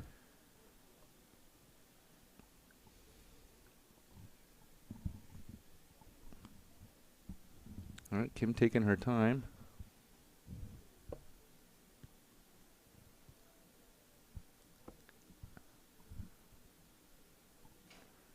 Back to the 18s. Oop. Now, Gail's partner here took out 72 in the last leg. Needing 4. Has to start on the 19s here. Yeah, Let's see if she knows. 4 19s. Yep. She tried it, but it's a little to the left. 119 left.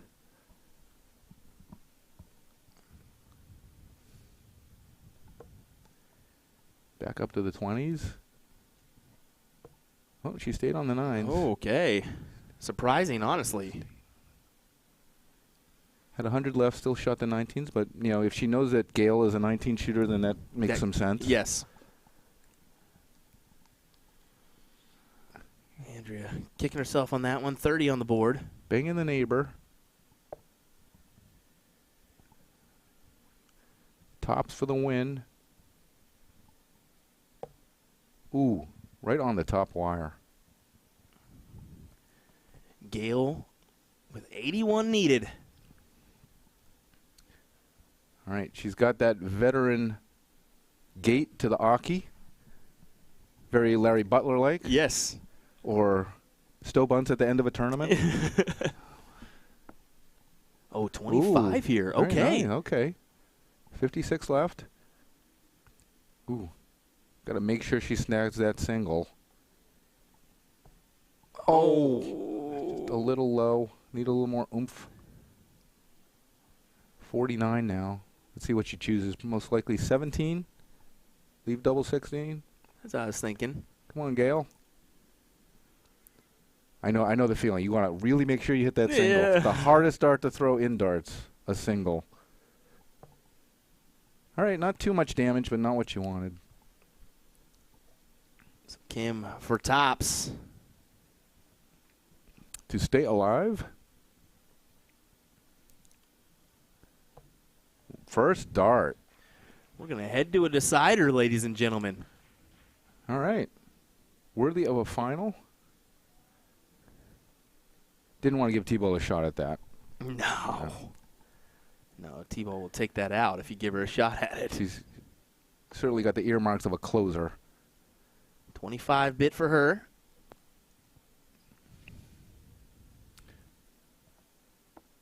Ooh, all right, we'll rethrow, reverse order. Will, I don't know if you saw the bull. I forget which match it was, but someone threw a bull and then Callie threw a dart that knocked it out. That was Kim and Andrea taking on Callie and Robin. And, yeah, they were kind of confused as to what to do. And honestly, that's why the PDC rule, they pull everything. Yeah. Because they're going to most likely hit the bull, and then you're more at risk of knocking it out. Mm-hmm. It's a thing that rarely happens, but when it does, you're kind of like, what do I do now? The correct answer would be it's just a rethrow. You kind of start from exactly where you were, if I'm not mistaken. All right, Payne and Tebow win the start for all the marbles. And the last big check of the weekend.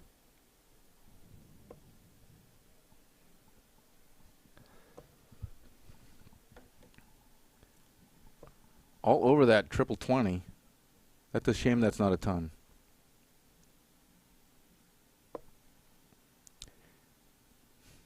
Andrew's got a very hard throw. Yes. She got a little oomph on the back end of her throw there.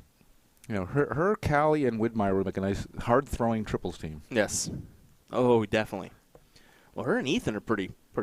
Ethan's a pretty hard thrower as well, but that John Foreman guy, he's probably relaxed and stable. If the board was half as thick, it'd probably go right through.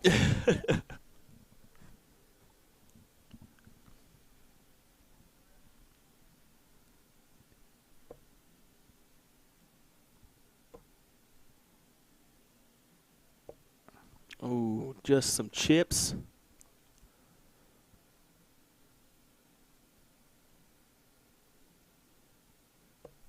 Kim and Gail out to an early lead here.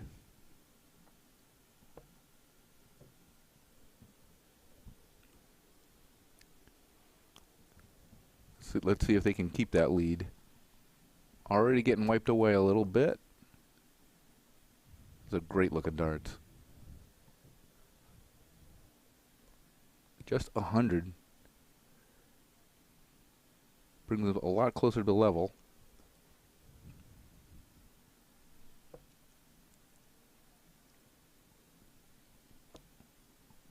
Oh, Gale. Oh.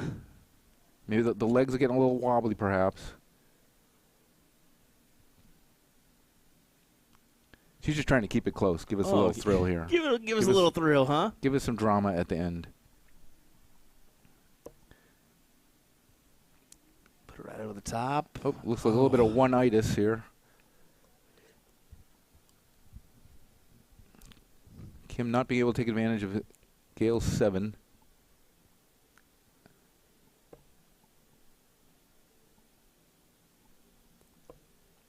All right, no one can put some distance between them. T-Bow's here going to reset.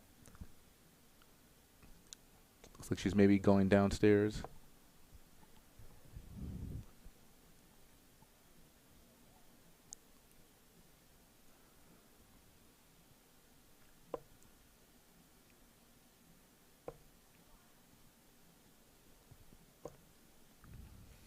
All right, we hit a little soft patch here the last 4 turns. Yeah, definitely have. We've kind of hit that rut in this leg. The last leg's always the hardest to get. Basically even here between the two. Oh, Gale. Right. Got to maneuver that down into the triple bed. She got under her last turn by 1. Gale may just need to slow it down and take a little bit more time, make sure she can throw more solid. This is the last leg. Got to give it your all. Last leg of a long weekend, too, so. Right. But again, she's not getting punished for it really too badly. No. Chances have been given here. Someone hits a big turn, might break the back of the other team. And even just a big triple could really make the other team feel it. Especially with the back and forth kind of lack of treble turns.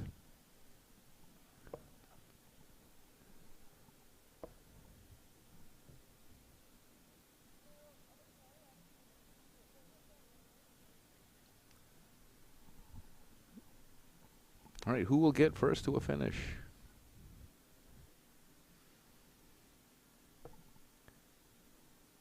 All right, Gale is switching down to her cover shot, giving up in the 20s. Probably a smart decision. Yeah. I shoot the 19s a lot myself, a lot more. The older you get, the 19s look a lot more attractive. I actually think I should utilize that more in my game. Yeah, I'm a good switcher, but I don't really switch to start on the 19s, you know what I'm saying? And if you can throw them like Stowe, I mean, it's not a bad option for just scoring in general. Exactly right.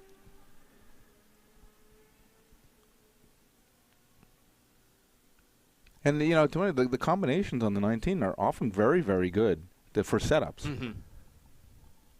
I see more and more people using it now, even at the pro level. It was kind of like several years ago when I first started, Jeff Smith hitting the 17 a lot, early in an 0-1 leg. Yes. And I just had to work out, man, what is he trying to do here? Because it was above 300, and above 400, he's still shooting the 17 third. It's a reliable cover shot for him, really. Yeah. He tends to hit that number. Well, here we go. Gale needing 72. Of course, it's a very different world when you're trying to make sure you at least get to 170 before the opponent. Exactly.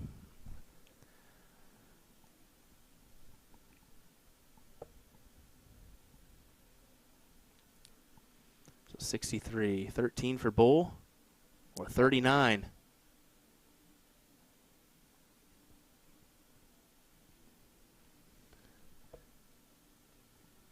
She does take that smart route, guaranteeing her a look. Set it up. Ooh. Anybody's game here.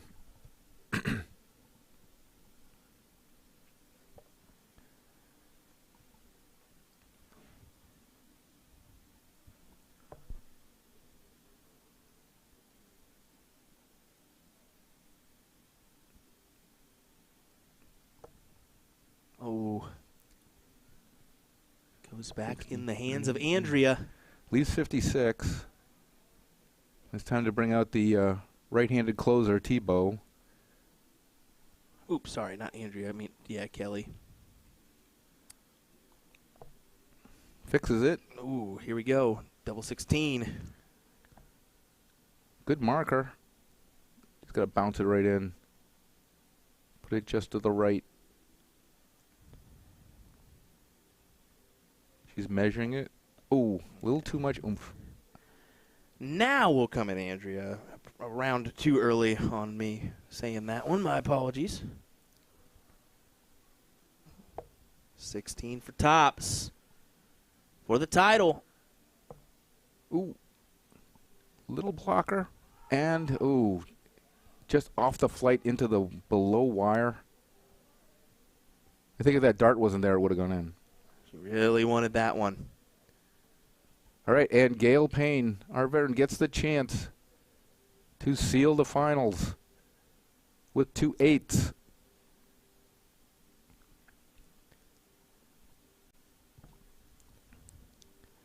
Could use that.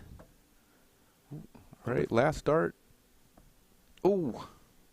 Right trajectory, just a little low.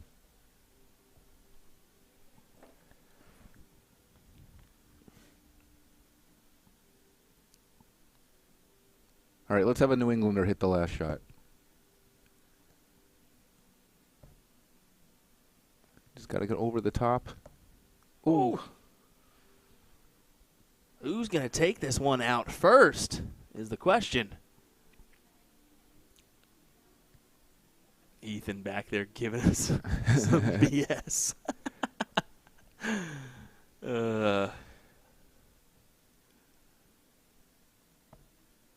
Oh, can she use it? She's got to.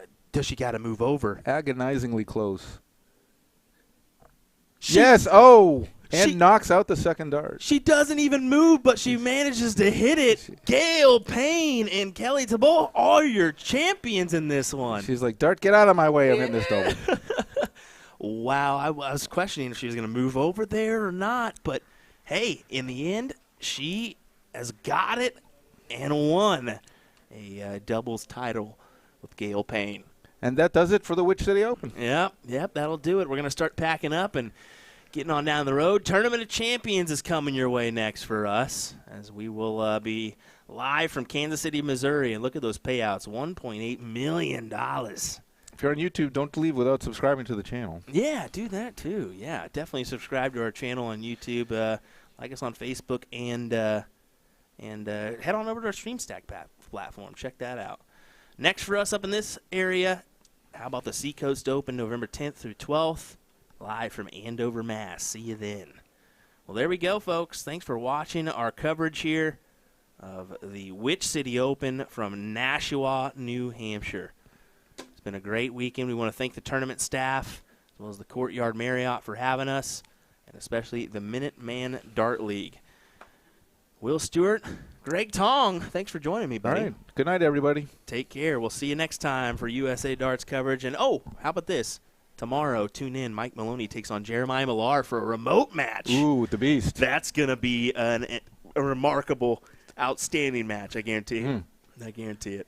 Danny Baggish, Sean Green on the call. Nick Teixeira will be joining them. 8:30 Central Time on Partners Promoting Darts and USA Darts. See you later, folks.